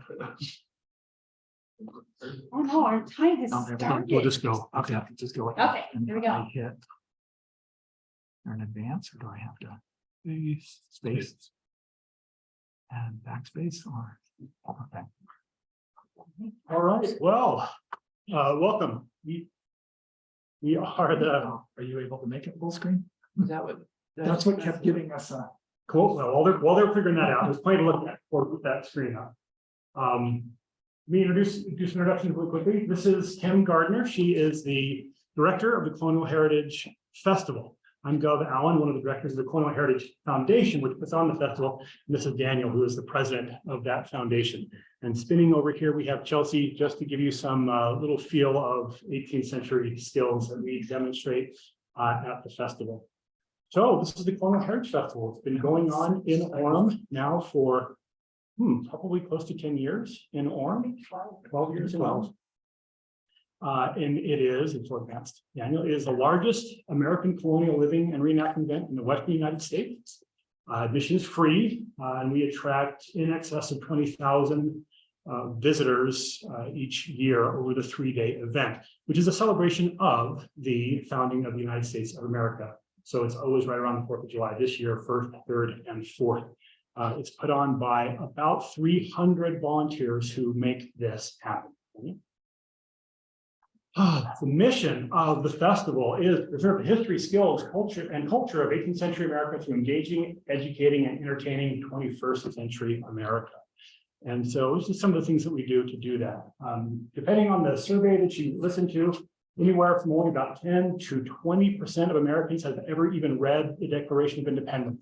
One of the most beloved activities that we have is the public reading of the Declaration of Independence, where we have various founding fathers come and bring the words to life. So here you'll see John Adams, Benjamin Franklin, James Madison, and others who are then reading that declaration. It's amazing. It's an amazing event because as we get through the introduction, there's 27 grievances that happen. King George did this and this and this, and those kind of pop up through costumed interpreters who are throughout the audience, making it happen. It really is quite a touching event. Kim will tell us about some of the other activities. So we want our festival to be as engaging and as interactive as possible. So we offer a plethora of activities. One of the activities that's been very popular over the last few years is what we call the Liberty. It's a free event, and we have it's a limited seating, so people line up a good hour in advance of it. But we have some of our most notable people, our founding fathers, sitting at each table, and they take turns talking and interacting, asking questions to the people at that table, and they switch tables throughout the time. And the people get to actually try some period tea and period biscuits and cookies made from recipes of that time period. So it's an amazing event that people really go away with a feeling of interactivity that really you can't get anywhere else. Strictly urban, all urban. Well, we do have some actual, Oh, do we? yes, we do. We have both herbal and stuff. the real stuff. So we also try to include some very diverse voices in our festival. We have African Americans to show that side of it. The Liberty you saw, that was Billy Lee. He was one of the slaves of George Washington. He was George Washington's right-hand man, actually. And this year we also, for the past couple of years, we've had Phyllis Wheatley. We're going to have Ona Judge, who is Martha Washington's slave. And so we like to put in that. We're going to have Native American this year to tell the Cherokee side of the time period. So we try to really be inclusive of some of those great populations that need their stories told. Go ahead and go. Continue. The Spanish side of that also, Don Bernardo de Galvez, showing how Spain really helped in our fight for independence. And then, of course, I know this is yours. Yeah. So then we also have the opportunity what we're trying to do is we offer apprenticeships and things. We have a lot of younger generation that have taken an interest. This is Sage, and Sage has a apothecary, and she's well known throughout the country already. So it's a privilege for us to have her come to this event. She's got a blog and says some other things. We also have an apprentice at the blacksmith shop who has come to festival in years past, and he and his brother liked it so much that for Christmas, that's what they asked for. They wanted a forge. And he came back and asked Mike if he can work as an apprentice. And so he's apprenticing. He and his brother were both full-time last year. So we love that. That's the engagement we get with this younger generation and seeing things that, maybe it won't be a career, but it will be an interest and draw that. So does that mean Mike gets the day off? If it's got Mike's standing in the background back behind. So yeah, Mike. Actually take some time to go rest. To go eat. Speed up if he needs to, because these young men are amazing. Maybe have a chance to go to the bakery and have a Joe Fogger cookie, which we'll be telling you That's about right. here in just a moment. Then we also have some classes and opportunities for continued engagement. We do a lot. The print shop allows the kids to typeset and pull the devil's tail and print some things, but the kids are asking for things, adults are asking for. This is one of our calligraphers teaching both pencil calligraphy as well as quill calligraphy. We do a Lucette class in order to teach which is Lucette is basic making cordage. It's an ancient knitting fork, basically, that they would make cords for household use, strong cordage. So we do read those classes in the same place as the Liberty. That area is packed all day long with different activities that people can come to. We have shut the box tournaments. So we teach some games of the time period, and we actually have tournaments of one of those games, and that's been very popular with families. So it's been very fun too. So this is the Mayflower exhibit. Mayflower, this is what we believe to be the largest scale model of the Mayflower in the world. It is sized just so that When you get it all the way down to the ground, it will barely go through a door. We actually take that around the schools during the year, but at the festival, then it becomes one of our central engagements. You'll see the draping that we have behind it in this exhibit was actually came from a partnership that we have with Family Search. And so they have contributed to make this exhibit, kind of better and kind of step it up. And this year, they're actually working with us to be able to help people be able to identify which of their ancestors were significant in the founding of the United States of America, whether they came on the Mayflower, were they did they participate in the American Revolution? And so it's been a really great opportunity for us to work really hand in glove with Family Search to be able to bring that aspect to help people really engage with this history. And we have, I've been over the Facebook page for the last couple of years, but it's fun to see some of the comments that come in.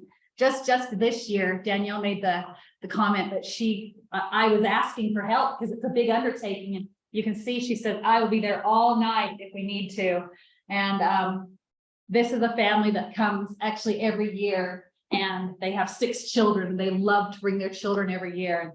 And and these are all unsolicited, that we just love the feedback that we get from many different people. We have families that come in from California just to come to the festival. Schedule their family reunion. Not here. Yeah. So it's amazing. It's really a labor of love. Like he said, it's put on by about 300 volunteers. And when we say volunteers, many of them come from out of state. We have 9 different states that come in to put this on. It's a premier event. And reenactors, they look for events that are worth their time. And so to come in and travel out of state, to stay for 3 days at the park, and this year over a weekend, so it's 4 days, and then their travel time, they pay for their own gas, they're the lodging if they're not staying at the park. So it really is a true labor of love to do this. We use some of the funds to help the people that are further away. Oh, absolutely. We do use those to be able to help pay for their gas and things, but so many, it's true, put on by love. So we have a few things to leave with you. So this is a replica of the newspaper that first printed George Washington's farewell address, which is regarded by many as some of the best advice given on representative democracy. So we have that for you. And then there's an old story of Lucretia Thomas, who would make what are called Joe Frogger cookies. They are made of molasses and rum, and these have rum extract. So it's okay. I know. So excited. They are known to be very long-lasting cookies, so they were known to take them on many long voyages and take good supplies of them. So they're not super sweet. They are more of a time that it's more kind of like a ginger snack, very close to it. So they're called Joe Frogger. And I know that our bakery sells out of them every year, so. And we decided this was better than giving you heart. We thought about bringing hardtack, which is the very hard bread that was used for military and sea rations. But then we thought we could just see the letter. We were going to fund you your full ask here, but devil work required on the committee from the hardtack. You'll only be getting $3 or $4. Exactly. I think that's our time. So we have a minute or 2 for questions if you have any. No question, my family loves you. Oh, My kids come here just for this, they don't like it. oh, that's what we love to hear. Yeah. Well, we appreciate you waiting, number one. Thank So you. Thank you for coming and do that, and obviously thank you for the presentation. And we look forward to, well, let's decide it here and get in contact with you about that. Well, and we hope that you all attend the festival. If you have never done so, you really truly are missing out on an amazing event. It's like Colonial Williamsburg in Orem for 3 days. So So, thank you so much. thank you. Thank you.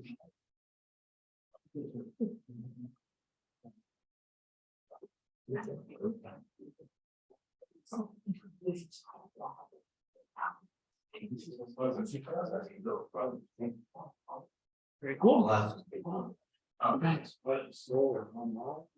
Yeah, our next presentation will be online. It's Heart and Soul. A couple years ago.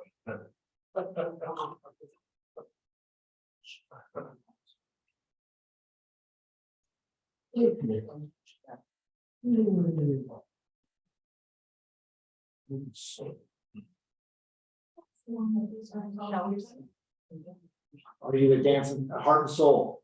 We are not dancing. So you're Utah Baroque Ensemble? We have one more before you, and so. Yes. It'll be fine. That's all right. Okay. And you have a computer that we can put a thumb drive in? Yes. Okay. Thank you.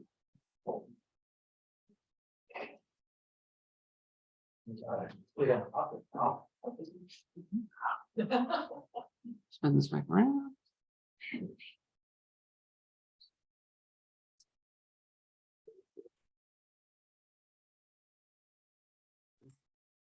Marlena, can you hear us? Yes, I can. Hi, Hello, we can hear you, so welcome. thank you. You are now on the clock. Okay. And I see a couple of other faces. I see an elephant, Pete Woldley, and a Shiona iPhone as well. So are those members that are not present in your meeting room? Correct. Okay, all right, cool. Yeah, so my name is Marlena Lambert, and I am currently president of the board of directors for Heart and Soul. And I actually started with Heart and Soul at its inception in 1994. I started as a volunteer performer, and I've been a performer on and off for the 29 years that we've been in existence. And in 2002, I was invited to become a board member. So I've been served for 8 years. My first go around, I was off for a few years, and now I'm in my 10th year on the board and my 3rd year as president. And, you know, for me, Heart and Soul has just been a fit for my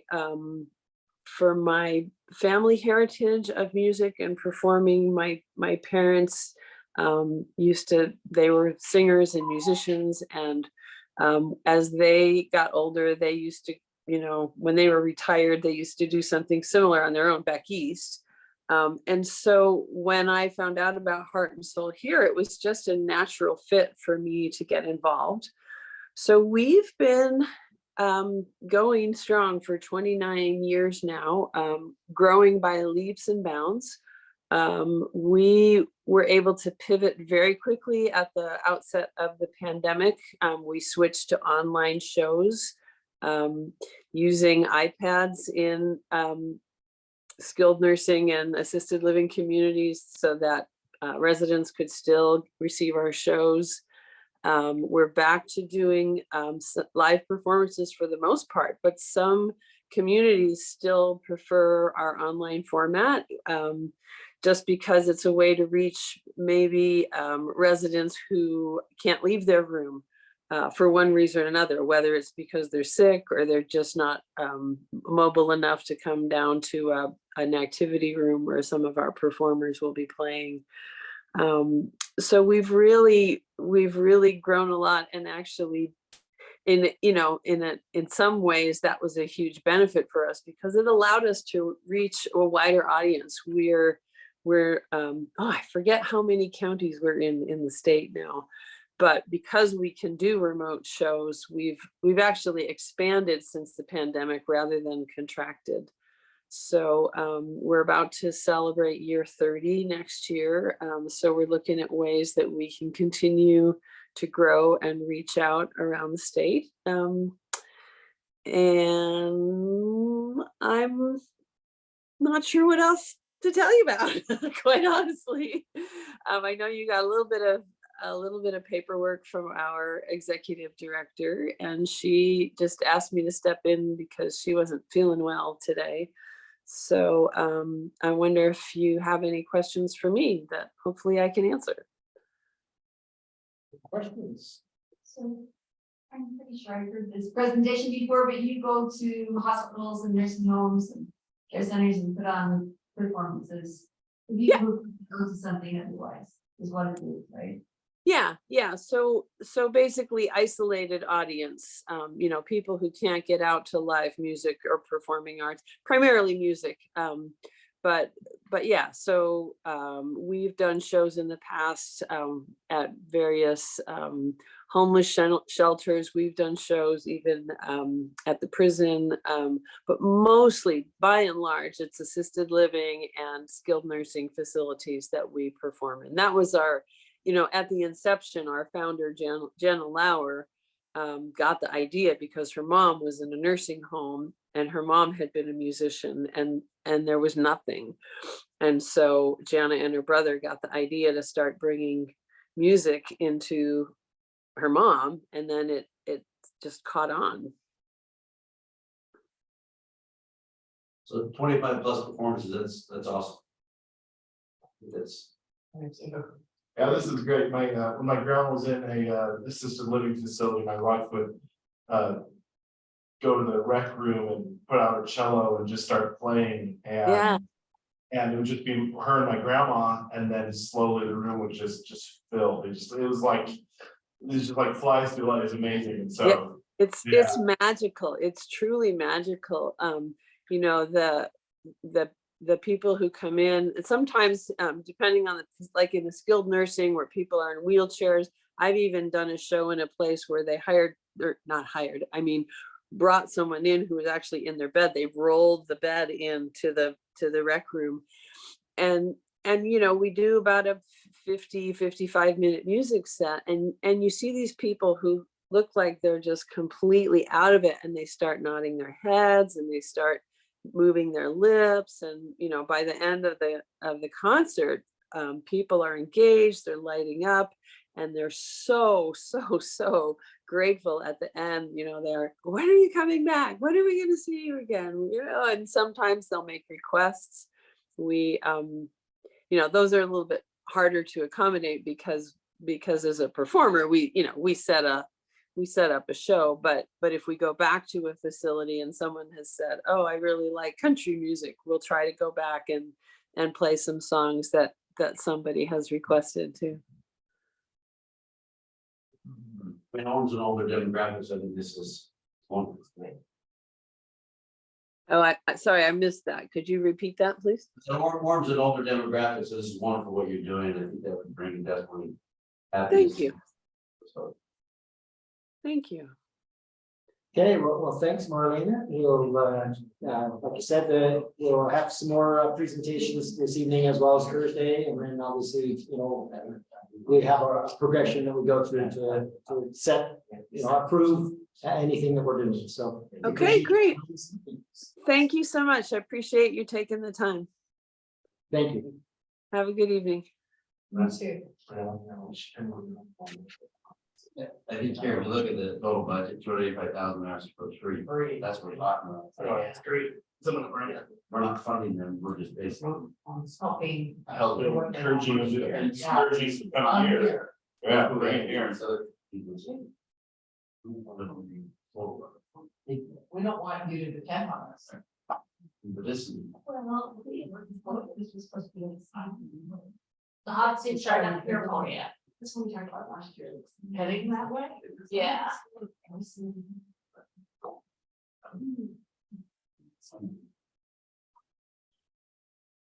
see. We got another.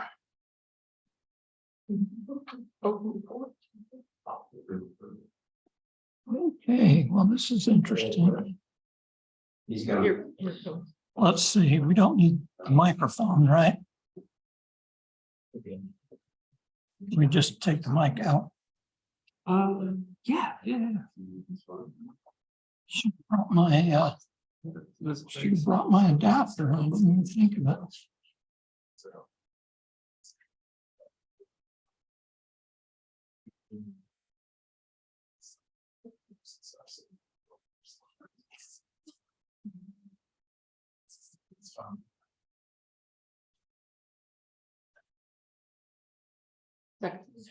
Okay.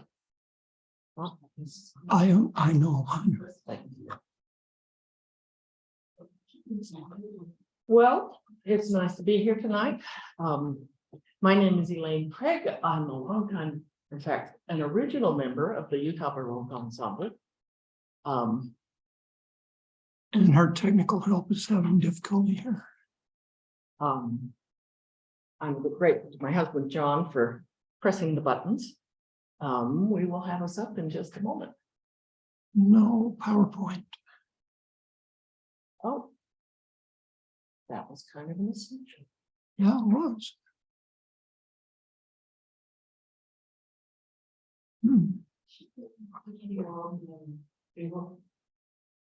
Well, we'll see. Few passes, exactly, I think it's on. Or perhaps I could just use my computer and plug it into mine. That would work. Let me do that. We are. Fine, fine, keep there, so. The whole thing comes off. This is how things get behind, isn't it? Are there, you have heard of the rural ensemble? I understand. Don't switch. Have you ever come to a conference? I have not. William. And is recommending not switching computers just because of the recording and Zoom sound? Maybe we could use one of ours just to show it, even if it can't go up there. Well, I can show it online, not up there. Pete said it'd be okay, but Pete also said there wouldn't be an echo, so. Yeah, I wouldn't, it's so. Shouldn't be an issue metal in here, I wouldn't. switching touch it, but Too many things. If it's not for.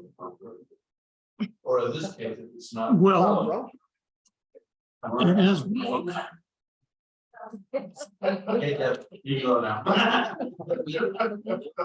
of this PowerPoint.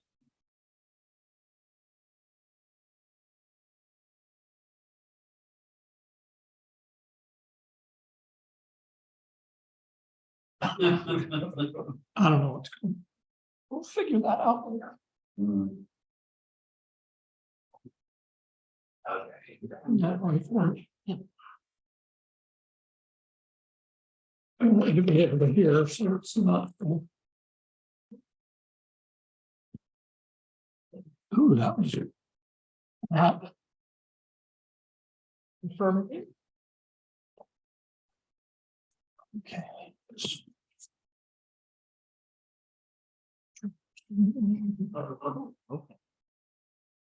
I'm glad I made the point sizes a little bigger. Oh, before I do that, we better get the Bluetooth on. Actually, maybe we better not take it. Well, you can't compare it to a speaker and anything, that's good. Hey, we may be slow, but we do poor work.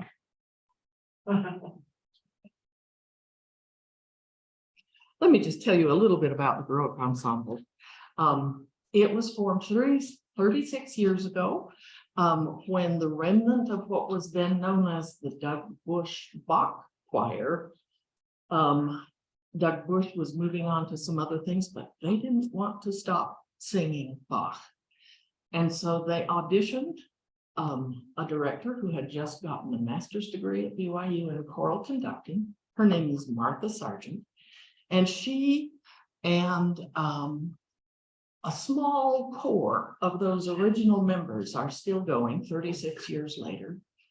They have taken one California tour and I believe 4 European tours, have been accepted to sing at St. Paul's in London, St. Peter's in Rome. And our last tour was to the eastern part of Germany, in the area where Bach lived his life. And we were able to see all of the homes associated with him, all of the churches where he was Kapellmeister, and sing in most of those places. When we go on tour, we are ready at any point in time to just stop and gather and sing.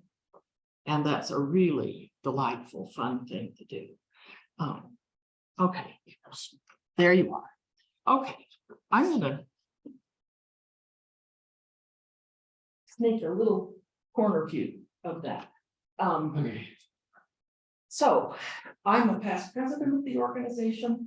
And as I say, I've been a member since 2007, but I was also a member back in 1987. Next slide, please. There we go. This gives you some of that summary stuff. We're a group of about 38 singers, sometimes a little more, sometimes a little less. And we often have as many as 4 instrumentalists with us, always an organist, because most of the sacred music written in the Baroque was written either just by itself or with organ. And then the next slide. That is an example of our publicity. We make posters that are in libraries and music stores and high schools. And I kind of like to point out that the design work, which I think is really very handsome, is done in-house. We have a fellow who, he's one of the original members, who does our design. There's somebody else who does our web page, and kind of a team of people that do recording engineering and posting of recordings. So we manage a lot just with volunteer power. The next slide, please. But as I said, the choir is about 38 members. 16 of the 42 listed on, well, those are the 16 of the 42 current members are residents of Orem. So we're a good representation of the Orem talent. Okay, next. Thank you.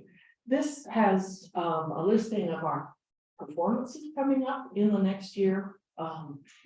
Not on that slide, but going to happen in about 2 weeks will be a performance at the Assembly Hall in Salt Lake City, Temple Square. Then our season will start in the fall, and we give 2 November Christmas concerts. In early December, we go into now the new Ashton Auditorium. And it used to have to be, it was such a popular concert in the library that we had to perform it at 6 and at 7:30. And we tried to get all the people out and new people back in. And my goodness, it got hot. But now with a much larger hall, we do 1 Christmas time performance on the first Monday of December. The other performances. How many are in Orem? 16. No. How many performances? We have 4 performances in Orem. Probably 4 out of a typical 6. One of those performances is something that the CARE grant has been particularly instrumental with.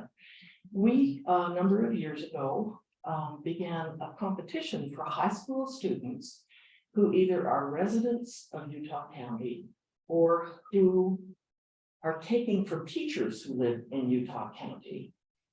And they prepare a piece composed during the Baroque style period. And the first event of the competition is a masterclass. We have somebody come, if we're usually lucky enough to have Alexander Woods, who is an internationally known Baroque style performer. He's at BYU, and he will come and work with the students. This last year, we had 12 performers at the masterclass. That's open to the public, but it's a pretty small affair. It's often just the people who are getting their submissions ready for the contest. I like to go every year because it's so interesting and really kind of inspiring to watch a kid come up just as nervous as can be and do their thing, and then have this very kind and experienced teacher work with them for 10 or 15 minutes and really hear the music. It's really very fun. Where are we now? Okay. We passed the masterclass slide. Do you want to go back to it? No, that's okay. This last year, we had 17 applicants who actually submitted YouTube videos, which means that you can't fudge with the tempo. YouTube videos to enter the competition, 17 kids. And the judges chose 8 finalists. And the upper picture there is of Kirsten Robinson. In a moment, we'll hear a little bit of her prize-winning performance. She's a pianist and played a concerto by Scarlatti. And oh, I wanted to mention before we hear on the next slide a little section of her playing. In fact, I think was the last slide about Baroque style, or is that the next slide? Let's see. I think that's whoops. How do we go back? Oh, that one. The last one was about the master class. So here's Kirsten.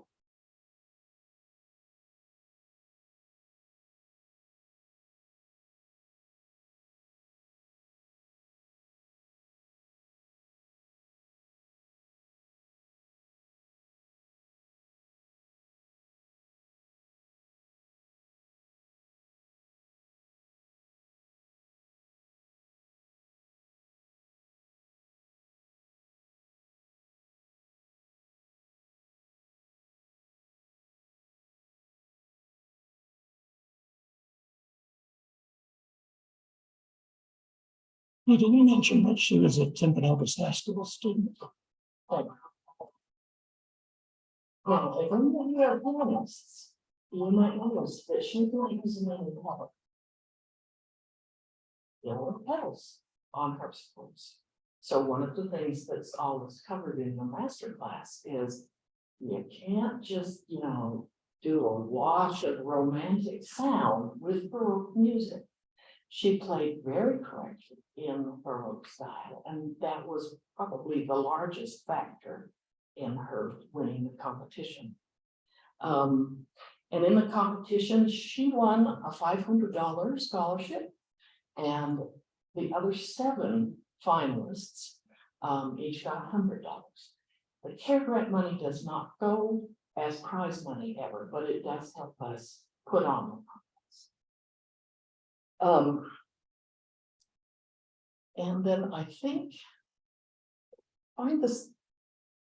Okay, we have enjoyed, I'm sorry about this communication problem, wish we were a little more polished, but we have enjoyed the care grant for a number of years. We've been very grateful for it. We feel that we give lovely value to the community with our concerts. And we're especially pleased when we can travel and spread the appreciation and enjoyment of Baroque music for Baroque music.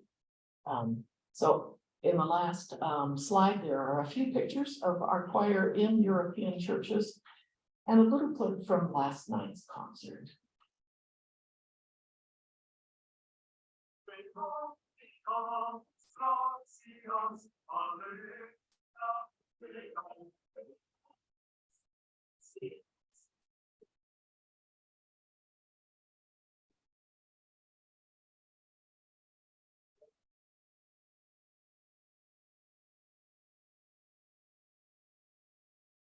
Are there any questions? So your budget's $10,000. You asked for the 5, so where do you come up with the other 5? Each participant in the choir contributes $50 every 6 months. Every 6 months. Every 6 months, Last and year. we have also been given a few other grants. A longtime instrumentalist over the many years is a woman who lives in Spanish Fork, and her mother was a choral conductor. Her mother's death occurred last summer, and Loretta gave us a call and said, if you could supply some core singers to my mother's funeral, we have a donation to give the choir. And so we did do that and got significant. So have you reached out to the other cities on there, Karen? Pardon me? Have you reached out to the other cities? Because a lot of cities have passed. We have worked with financial institutions and a few private firms, but not other cities. Thank you. Utah Endowment. The Utah Endowment for the Arts. And George and Dolores Glory Echoes Foundation are contributors. Okay. Appreciate your time. Thank you.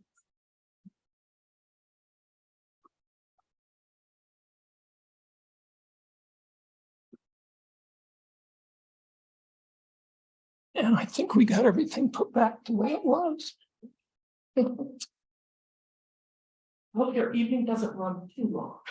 Too over. Well, I hear you have a new telescope, so if it goes after dark, we may go and check it out.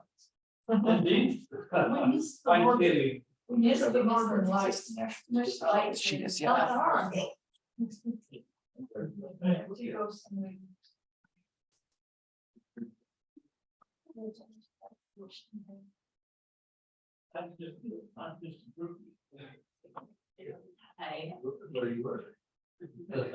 I just had to go wandering around till I finally found you.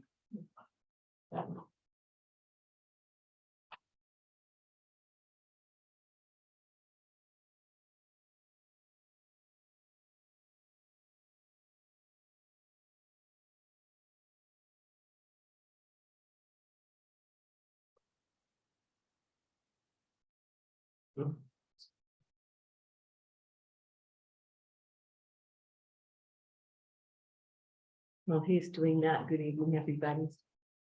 And thank you for inviting me here. Thank you for spending the time to listen to us. Pleasure.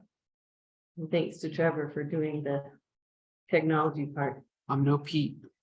No Pete.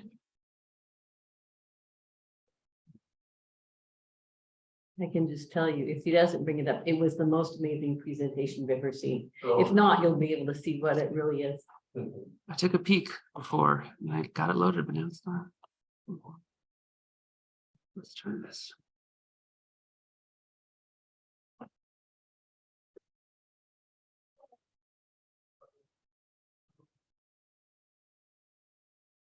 Well, since you're already late, let me just do a little bit of talking while he's bringing that up. I am Sherry Davis. I'm here with the National Institute for Story. We're asking for funds for Story Camp. Story Camp is a day camp where we teach about storytelling. We have been doing story camp since there's been a care grant in Orem. It has been the reason why we've been able to do this. So we're very grateful to the care grant for supporting the arts as well as sports in the city.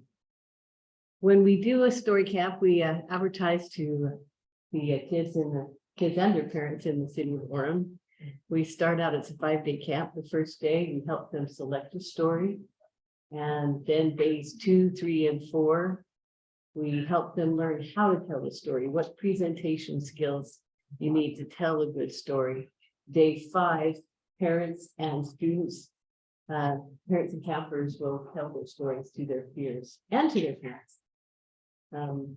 We teach some things that are important for any kind of presentation, things like looking at your audience in the eye, how to look engaging, how to use your gestures, how to just do the kinds of things that make any kind of presentation interesting, whether it be a story or a grant presentation. Some of the kids that we have actually had in story camp, there was one who wanted to run for student body office in elementary school. And her mother, being a mother, just said, "Are you ready for this? You know, you've got to give your speech why the kids should vote for you."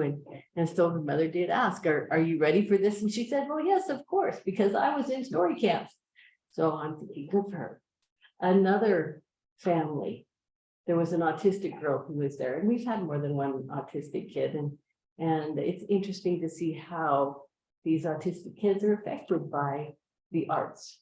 Well, this one particular child was a girl, autistic, and she would never, ever perform in front of her mother. She wouldn't do a book report. She wouldn't do anything that she was supposed to do in school. She'd never do it for her mother. So when she found out that this girl who came to camp along with the other peers, and she performed a story like the others in the camp, her mother was thrilled to know that that was the case. But she still wouldn't practice her story in front of her mother. So we surreptitiously videotaped her so that her mother could get to see her daughter perform in a roundabout way. We have been grateful, as I said, for the money from the CARE grant. We have been asking for a little bit more in recent years because the library has been our partner. They've invited us to do story camp there for many, many years. But since the library hall opened, we no longer have that partnership. Okay, it's not quite at the beginning, so. Sorry, I looked it up. So you are in the partnership at the library? We don't have the partnership at the library since Is the that what you library did hall. Inside the library before, Yes, in the story development, yes. Storytelling wing and the media auditorium both. you don't have that partnership. We don't have that partnership since they got the library hall. They have rethought some of their previous partnerships. And so now we need to go, and we're doing it at Centennial Elementary, which we're grateful for, but now we have to pay the rent and we have to get event insurance, which the library had always covered. So So we'll look at that, because that doesn't sound right. we would love to be back at the library. It was always a lovely partnership, but like I said, it costs us about $150 extra per day with rent and insurance. It's that much extra every. Last year was the first year you weren't at the library, is that correct? That is correct. Up until then we were here. We've been in the city council chambers. We've been over at the police place, but anyway, now we're paying rent and we miss that partnership, but it's still been lovely. Because your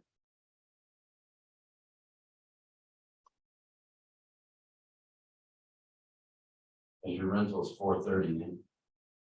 Yeah, actually, it's a little bit more than that, but that's what we did last year. So, okay, If we can get you to the library, then you can do it less. yes.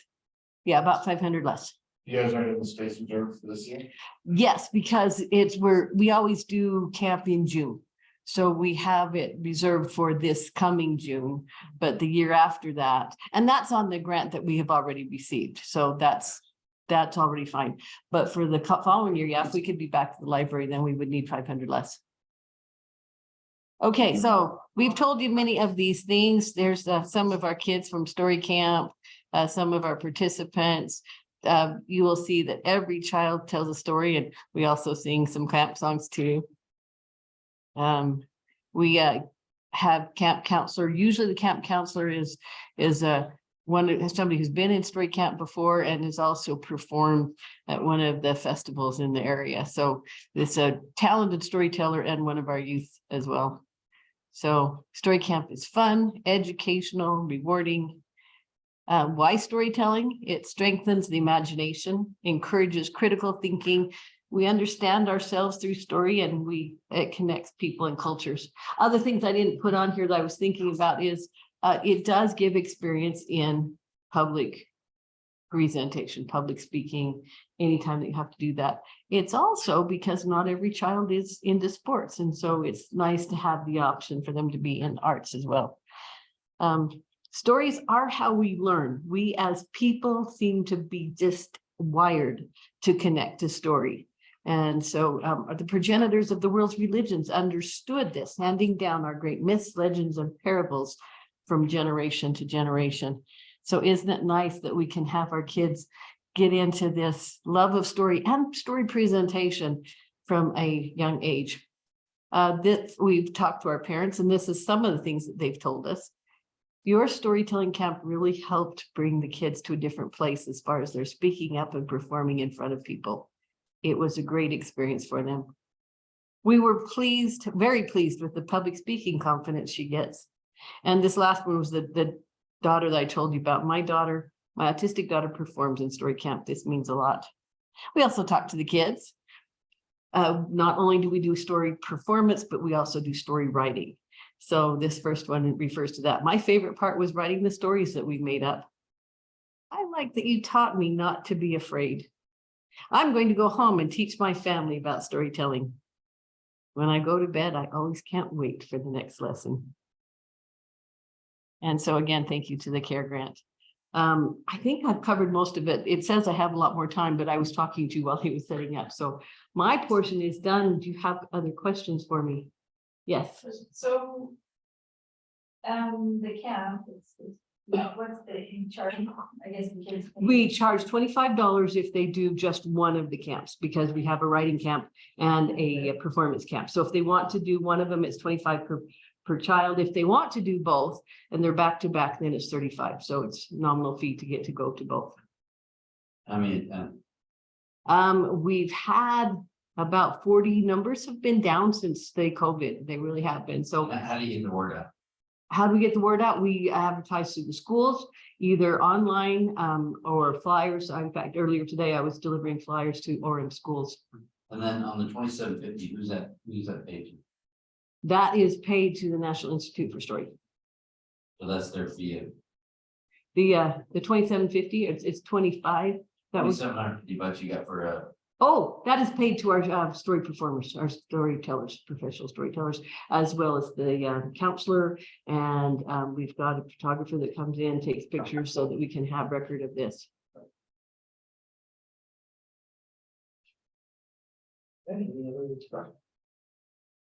we're good. We'll check on the library. Thank you. That is very helpful. Okay, thank you for your time.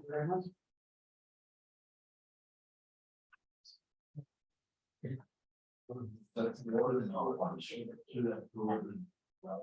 You want rocks? No, Oh, yeah.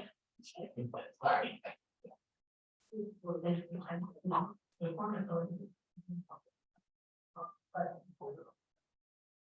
I can see what it charge.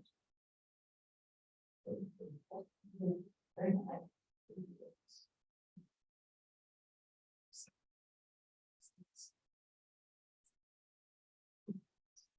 All right.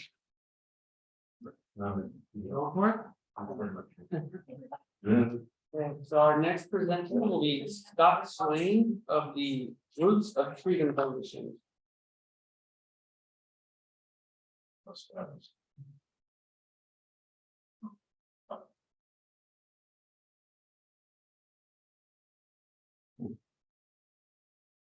Scott, can you hear us?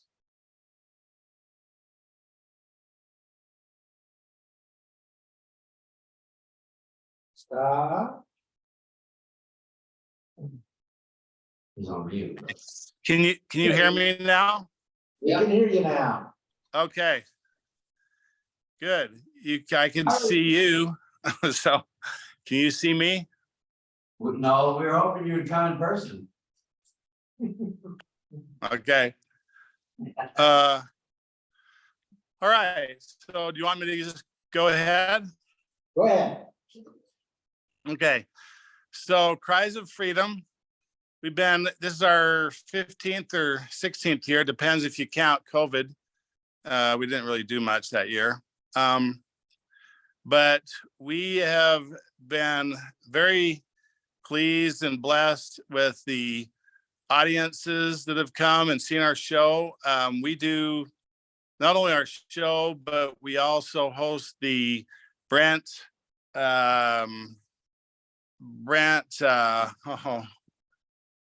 what's his last name? Anyway, the museum. And anyway, we also do some other events in the lobby at the same time. And we do a experience where people can go through and become like an immigrant and take the oath of citizenship. And we also have a oath of citizenship where they come, where we have immigrants come, and the Department of Homeland Security comes, and we have a program and they take the oath, and that's a very moving experience. But can I ask this, who here on this board has seen Cries of Freedom?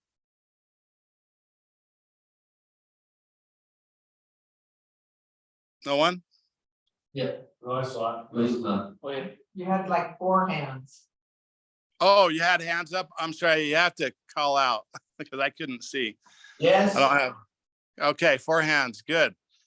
Well, you know, we haven't changed it too much. This year we're adding a Nathan Osmond song, which is very exciting and I think is going to start and end our show very well. But anyway, that's about our show. We probably have between 4,000 and 5,000 people come. We see a lot of the same people every year, but there's always, it's amazing how many people come and say, I've never even heard of it, you know, which is kind of odd to us. But so we're going to spend some money this year to buy some A-frame signs to put in the park, because everyone's heard of the Colonial Fest and the World War II camp, but not as many has heard of our show. And I don't know why, but that's okay, because pretty much we're full every show, close anyway. So, but we still like to have more people, you know, hear of us and come. Anyway, as far as the money goes, so we hire a sound crew to come, and they're giving us a really good deal at $2,500, because that's actually what we paid the very first year that we started. So they're giving us a really good price on that. We have bought some of our own equipment.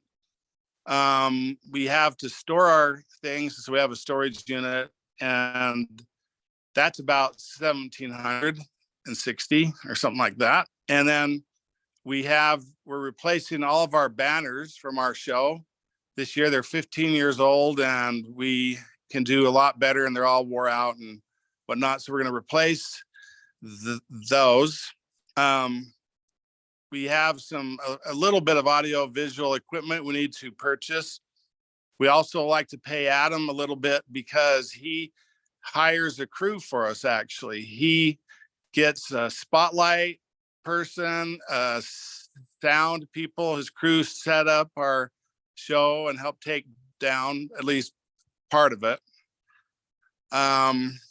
Let's see, we have expenses that actually Sarah helps us with. We have to pay fees to use the music and so on, and we have props and things we do and whatnot. So, but the other money is provided by the Freedom Festival. So we're asking for the minimum or the smaller grant, $49.99. And let's see, do you have any questions? Any questions? No, I think you put on a good program. It's a very good event. Good. Yeah, we appreciate what you do. It's a great program. Well, I think it's good because it's sort of the Orem answer, or the Orem portion of the Provo Freedom Festival. And since we are sort of sister cities, we started this thing in the park in 2008, and then the Colonial Fest came, and then the military vehicles, and now we're doing the Brent Ashworth Museum, and it's grown, and now I don't know how many people come, thousands. Do you remember the year we did the candy drop, the candy bomber? Yep. Yeah, probably had 75,000 people there in the park, and we're politely asked not to do that again because it was a little bit crazy. People were parking out on I-15, I heard, to see it. So anyway. Okay, well, thank you, Scott. Okay. Appreciate the time, and it's talking in the future, I'm sure. Thanks a lot. We appreciate you very much. Thanks, Scott. You bet. Take care. Thank you. Bye-bye. Okay. Our next group will be Military History Days. They're on Zoom coming in, right?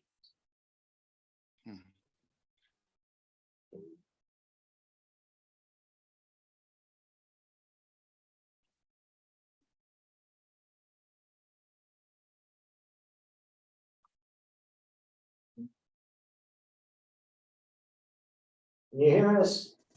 Is it Yeah. Mara? Yeah, can you hear me? We can, thank you, Mary. All right, perfect. All right, give me 1 second to make sure I can share my screen here.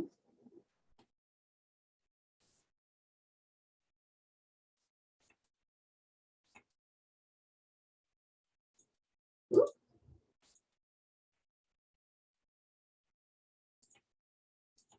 There we go.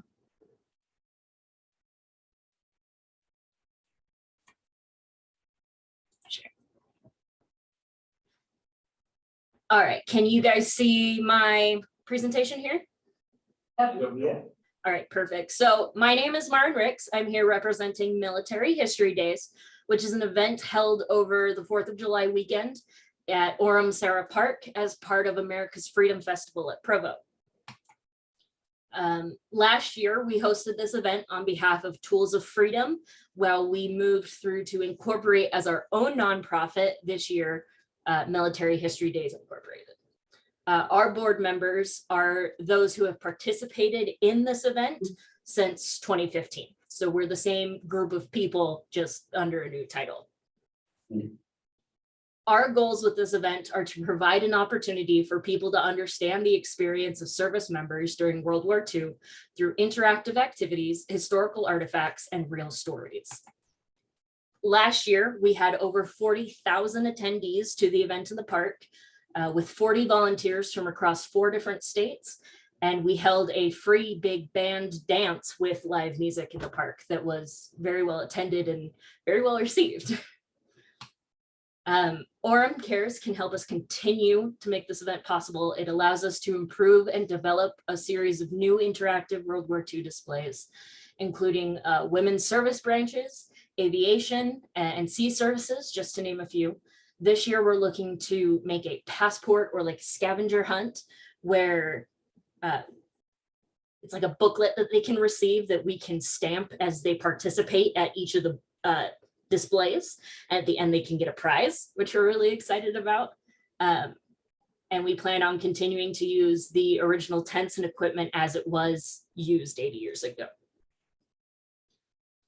On that note, last year we spent over 100 man hours repairing some of our tents, which even then are still far past their use date, considering, like I said, they're 80 plus years old. So this year we're asking for $1,500 so that we can buy reproduction tents, so that we can be good stewards of what we have and the artifacts that we have, while continuing to present in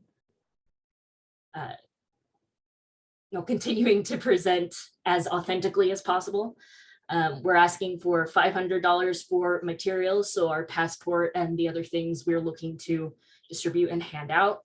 $250 for marketing, $1,000 for development, like I said, improving our displays, $1,000 for operations and maintenance, which includes food for our volunteers, and $749 for miscellaneous program and other expenditures, which includes insurance, for a total of $4,999. We love hosting this event. It's one of our favorite events of the year, and CARES makes it possible. There's no way we could have done this last year without what CARES brought to the table. And we really appreciate that. And we look forward to having you join us again. Is there any questions? Are you still bringing all the big vehicles? Yeah, so we are actually hosting an active motor pool this year where they will be rebuilding one of the Jeeps and like allowing people to come in and like actually look into the engine and things like that.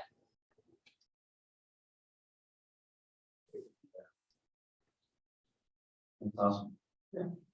All right, Aaron, we appreciate your time and we thank you for your application, and we will be hearing from us, I'm sure. Yeah, and I look forward to doing this year in the park again. Okay, thank you so much. Thank you.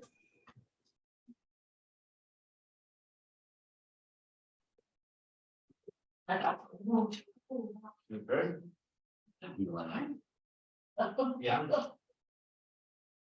Once you slow it. And you're in for- Just slowly. the shots. I was trying to be rude. We're gonna do No, it's legit. it. There's more over here. You want me? So are they here? They're here. Bring on, come on. That's normal, you know. Stuff. You just turn around. Thank you.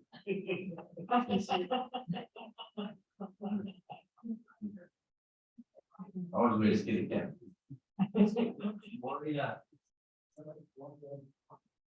I'm not scared. You're getting right up here. Where do you want? Oh, no, I was gonna see it. Yeah, city council turn around. Yeah, that's. We can grab one over there. Yeah. Makes sense. Yeah, the trick is straight. Learn how you do No, there's four of it. us. Oh. I'm the reason why. No, you're not. Whoever's doing the most talking, probably. Okay. That's what I want. Okay. Yeah. That's Kathy. There's not too many of yous. We have one that's actually online, Oh, who is it? one of our members. I mean. Shiona. Uh, And one of them couldn't be with us tonight, so. so how many of you are city councilmen? And you guys are just people? We'll just- We're just people. Staff. We're just people. And you're Trevor. I'm Jackie. I talked with you. Okay.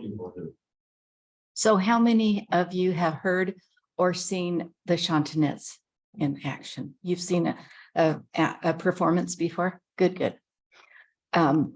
We brought some very special guests with us today, and I'll introduce them in a second. Well, I'll tell you their names first. This is Erlene, Jackie, Carol with 2 R's, and Annette. And they all do very special stuff for us. Okay, I'm just going to give you a little bit of a rundown of what we do and who we are. My position is the Care Grant Advisor, and I'm also the President-elect, which means I will be acting president next year. The Chantinettes is in its 77th year. I know, that's incredible. And we were organized as a group of mixed singers, women and men, 77 years ago, and they were a bunch of employees from the old Geneva steel plant. That's how it began. And many of us cannot leave the choir because we love music so much. And just as important as the music is the camaraderie within the choir. We feel very, very glued together and have for years. And while we're talking about years, I will let you know that this girl here, Erlene Lott, has been with the choir for 50 years. She raised all of her children being a Chantinette. And our motto is service through song. And our members come from, most of them are Utah Valley area, but we do have a member that comes clear from Santaquin every Wednesday. And as far as north as Salt Lake, we have a couple of members that come from there. Now, this lovely lady, oh, just a second, her. Yeah. Thank you for calling me that. Annette is our brand new director. She just finished her first year of directorship. And we love her. She received her music degree from University of Utah. She's a teacher. She taught, well, you're from Idaho. No, I'm from Salt Lake. Oh, I taught in Idaho. okay. Well, she's got a lot of experience behind her. She has conducted and directed choirs for 55 years. A lot of people have 55 jobs by then. And she has directed regional area choirs. She even for 7 years directed a full-on orchestra and 120 voice choir of Handel's Messiah. So we feel very, very honored to have Annette with us. And Arlene is our business manager. She takes care of Well, we do two different, completely different accounts in the Chantinettes. We have the Care Grant account and a regular checking account that are used for so different things. So she is wonderful with her expertise and all that. I'm gonna have Carol take just a few minutes, and she is our president this year. And she's gonna tell you about some of our concerts that we give.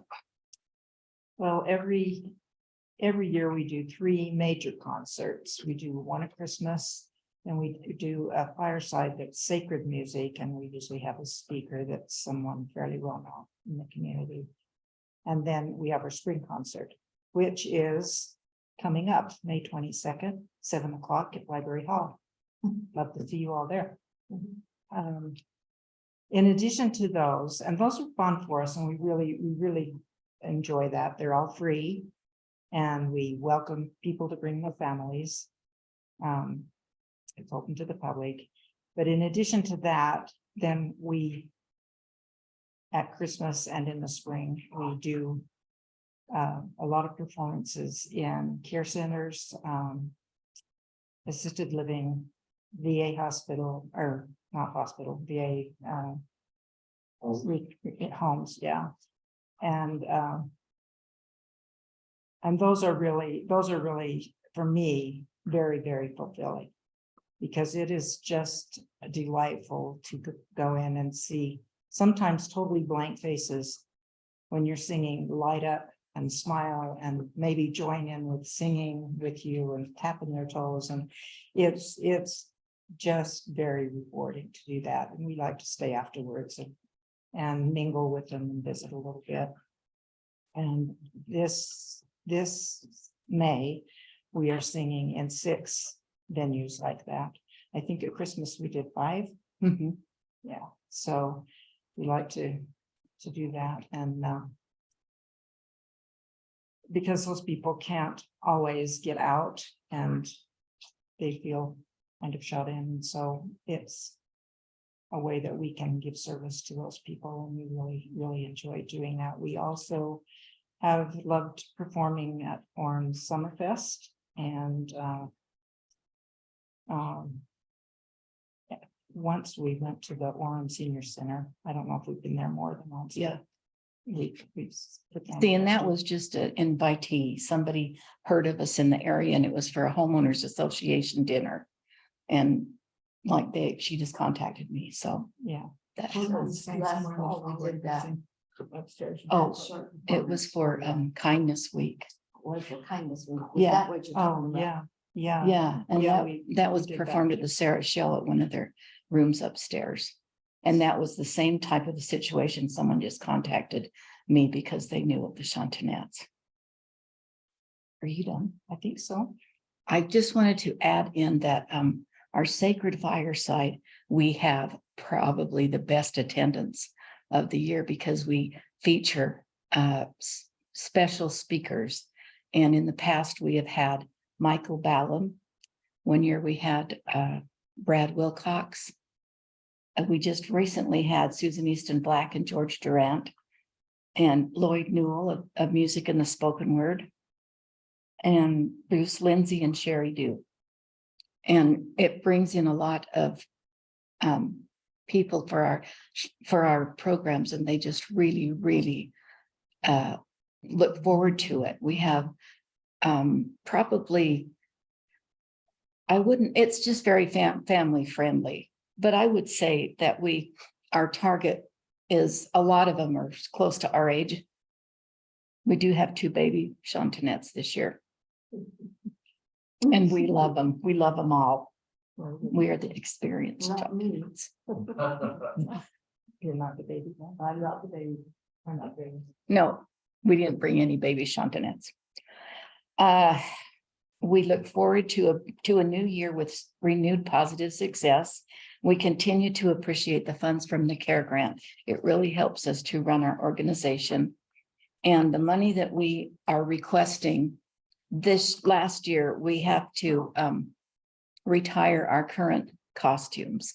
So we would use it to get some new costumes, some music, the rental for our practice venue, which is more than it's been in the past, because We practice every Wednesday night at the piano gallery. And for years and years, amen, they've let us just use their downstairs. They keep their building open just for us to finish our practice. And then they started charging last year.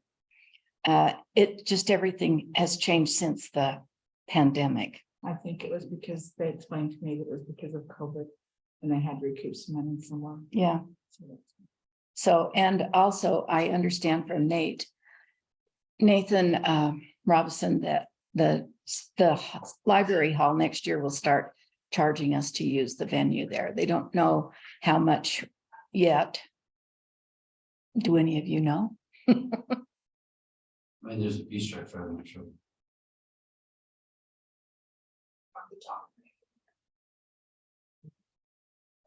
So anyway, we're just very, very happy that we're able to use the library hall, and I guess we'll open it for questions now, unless you ladies want to add anything. I'd like to just say one thing. This is my first year. I've lived most of my life in California. My service has been there. I raised my family there and everything, but I moved here after my husband passed in. And I have been very impressed with the dedication of the women in this choir to the service they give to elderly people in the venues that we all just drive to, and it's a pretty hectic schedule in May, but it's service. It's a service organization, but I also feel that it is really good for the people who are singing in it. And I've been very excited to be involved because they're good musicians. It's not like a church choir at all. I'm really enjoying a little more professionalism from these women. So I think that I don't know if that's my 2 cents. I just feel like it's a very worthwhile organization, and it deserves to be well funded because it does a lot of good. Really a lot of good. We had we went into an Alzheimer's unit. Was it last spring? And you know, people with Alzheimer's respond to music. They remember it. And we had people sitting there kind of blank faced, and then we started singing. And they kind of woke up from it.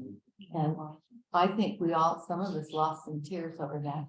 It's just and I'd like to see it, I'd like to see the choir do more of that kind of thing, because it helps people get along. Music is a balm of Gilead. It's in the midst of some of the misery we're living through right now. I just think it's very important. I better stop talking. I could want.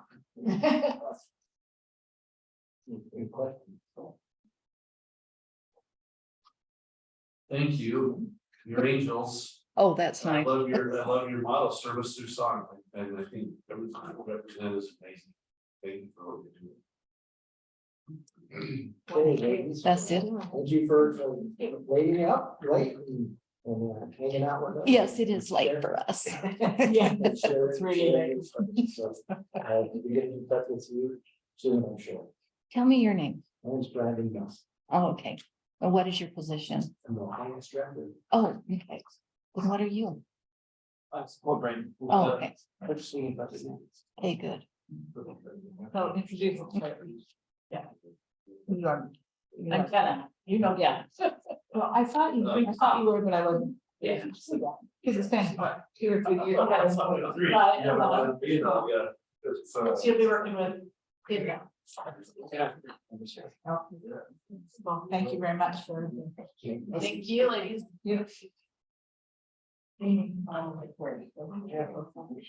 I just did it. You did it, Robert. So Jack, are you related to Jack Wayland? You probably hear that everywhere you go. Jack Wayne is my husband, but no.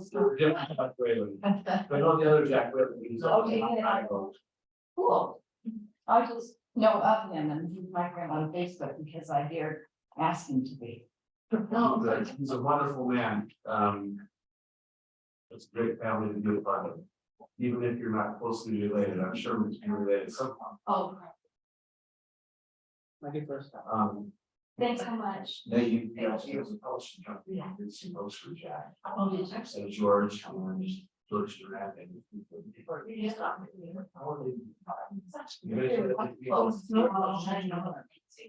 They just voted.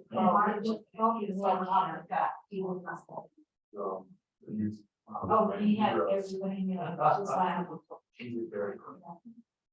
You're very, very happy with that. I'm glad that they got, that they, I mean, they've known each other for a long time, but I'm glad that they. Are you gonna, are we gonna wanna have a selection or you wanna say that? Well, I think if we sure what they got, you see last year, maybe their discussion. Like next year or something. Then we just, talk about spreadsheets right now. Are we taking some good notes? Just want me to feel it. This is my. That's been helpful. You guys to kind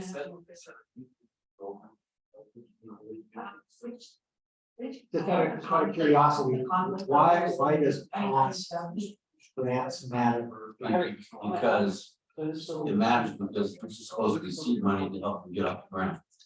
And if you keep giving them, you know, they don't learn to be self-sufficient, so that's the reason. It's just, we're trying to understand, it's a seed money, it's care money to help you maybe get yourself these things out.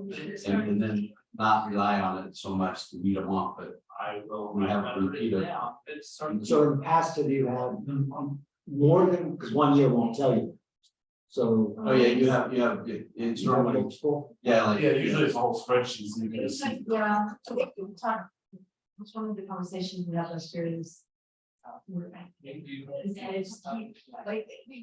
We have been meeting now, but funny, I realize some people just keep coming and asking the same amount of money, but maybe they need to try and get. Wonder if the council could like. Vote in some like guidelines that they're all given prior to applying, or something, you know. I thought we had talked about mentioning this as part of the thing, but maybe it didn't happen. It should be an application or something, but. That it was supposed to be like in. Well, because. As like the 7th or 8th year I've done this, and I'd be like the same, they come and they ask for the same thing, that's the same thing I should go find, so I mentioned it last year, like. They're not acquired, they're Required, there's a lot of people that are just asking for the same amount of different years, the same thing, and I was like. Is that what we're actually, are we funding this, or is it supposed to be? Or like we were talking about, actually really should be more of a seed money thing, like. We'd love to get you started, this is a cool idea, we can help you, but we kind of want to wean you off, so that you've got other. Options of ways of growing it. I don't know, it depends, some of these things probably have more opportunities for that. His question is too, is you got the small and mid-major, right, you know, big one. So we have 6 people in the big one, so that's. It's, you have to take a piece of the pie for the mini and mids and then. The big one, so that's the question where we're at, because. I'm not sure who the big grants are. We did the L. Yeah, let me know if it's out. Sarah. Nora, you. Ballet. Jen, the symphony, or Timberlake Symphony Orchestra. So, because the Norda didn't pass last year or something. They didn't have a. Well, I don't think they submitted last year, they submitted the year before, and they got some PPs, they were maybe mid-major. Yeah, so years for it, yeah. So, you know, I mean, I think the key thing is. You know, we look at the mini and the mids and see. Because in the very beginning, it was like $50,000, right? And then it's grown to like 75, so. Is that our ceiling, which probably is, to my mind.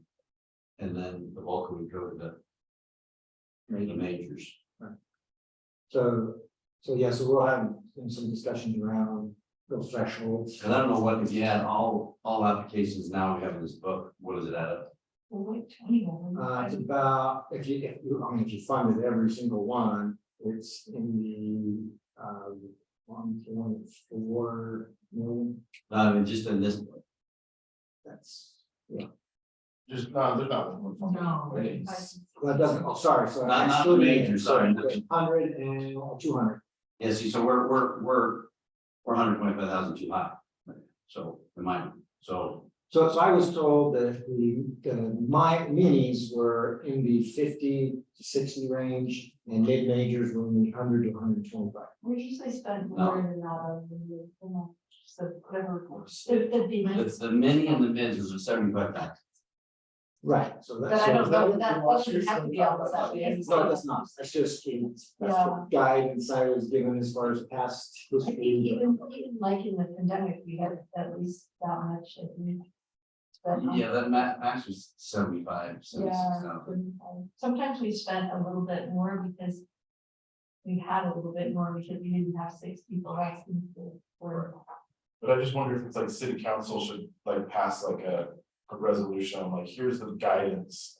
That they should, or is it our job just to? Well, I think It's not we have, right? they actually already have those part of it. I just don't know if. Well, the past was about 50 grand, but then. Sales tax, we got more, Yeah. so that's why. Well, I was talking Well, I'm about not talking about the number as much as like to the, like a message to And I the think applicants of like, hey, this shouldn't be this, it shouldn't be I this. think that should be in the application portion, say, you know, care tax is to help, but it's not, it's seed money to help you get established. Yeah, you know, and like, here's things you can do to get like. Future grants, like apply for other grants, like almost like good advice, that's like, here's what would help you get a forum grant, but also. Here's what we want to see from our applicants. So I think that might be a good idea, so we'll do something with that, change the application and have that. So what we do as CDBG is we do a grantee meeting or grantee workshop prior to application. Which we have done that with CARE before, we just didn't do it with all the changes and everything. And then we usually do a CARE, like after we have, we haven't done it for a while because of COVID that too, but and then we had a grant, we usually do a grantee workshop at the end, so then we should tell them what. They're responsible to do over the year, like reporting, that kind of thing. And I know that we brought that up before, but some of these like the Chantanets, they rely so heavily on, you know, so these little ones, you know, they really don't have enough to get other money. Well, I wonder if some of these groups, if we don't just give them a certain amount, then whenever we give them, just somebody like acquires like, all right, I'll put down 2,000 to make up with it, you know, and I'll do that. Yeah, And I think the reach is key, you know, I mean. In some of them, like, storytelling, you know, it's 40 kids. But they're not asking for a lot, but if we can get them in the library, that would help. You know, that would save $500 or whatever, so. I mean, everybody has a need, but we just need to. See how much money. What 75,000 was you? There's a lot of people were. Ken, I said you last year you awarded 85. Was it 85? I feel like it's been Okay. about 55 a year. That doesn't mean we have to stick with that, but I'm just Yeah, the saying. year, COVID year, we did a little less. We did a little bit less, and then we came back and said, actually, we had more, but that was. Because I guess people were out spending their money. So we have significant more this year, so that's part of the. We do have I suppose the significantly- suggestion that Brent made was in relation to that. Because last year's sales tax obviously was significantly better. And do we know, how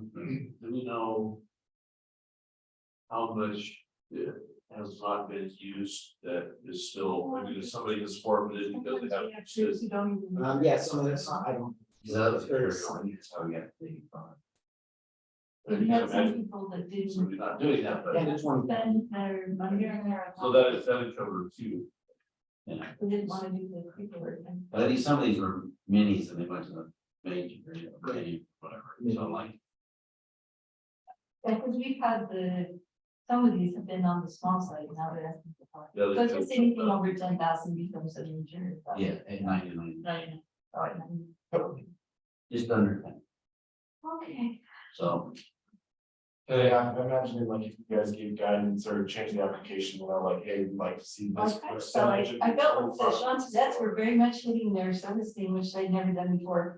So that. is So usually they're they asking come for in- more money this I know, year. usually they come in and say, our costumes are so old. Mhm. You know, how many people they had hit, what percentage of their funds, like there could be bullet points of like, not necessarily like rules, but guidelines of like, here are the big. I think we all have them in our head, I just wonder if, you know, if it could be really I mean, yeah, I think. memorialized by city council, so we're all. We also have to remember, another thing is several of these groups probably asked several of these, I mean, it's hard to keep all in all the different That's why I asked them, like, are you going here? requirements, No. because they're doing, some of them sound like they have several, and then everyone has their own. Yeah, some of the bigger ones went all over the place, and so the smaller ones, it's just all us. Anyway, you can barely make each. I mean, Yeah. Well, and if it's just Well, us, then like, yeah. it needs to be 100%. Well, It's more, you know. There's barely to write, someone has to write a grant, and so it's like with these little things, some of the, you know, but the large groups, they have a grant, but. Yeah. So these small ones, we gotta get someone to volunteer to write a grant. And I think we'd be looking at the reach too, like what, how, when I look at the Sarah, they reach, yes, and so that, you know, those tax dollars are, you know, this performers now are, they performers, it's like. Just do 25,000 now, you're 60, so bank for black is, the like is, nobody's getting with the help with that, so. So, can I get a motion? Again, Motion Second. Second, my own motion, yeah, second. to. I'll second. okay, thank you. And then we'll see everybody, is it Thursday and Hey, I have a conflict on Thursday, I know something, but if I'm not, I will try very hard to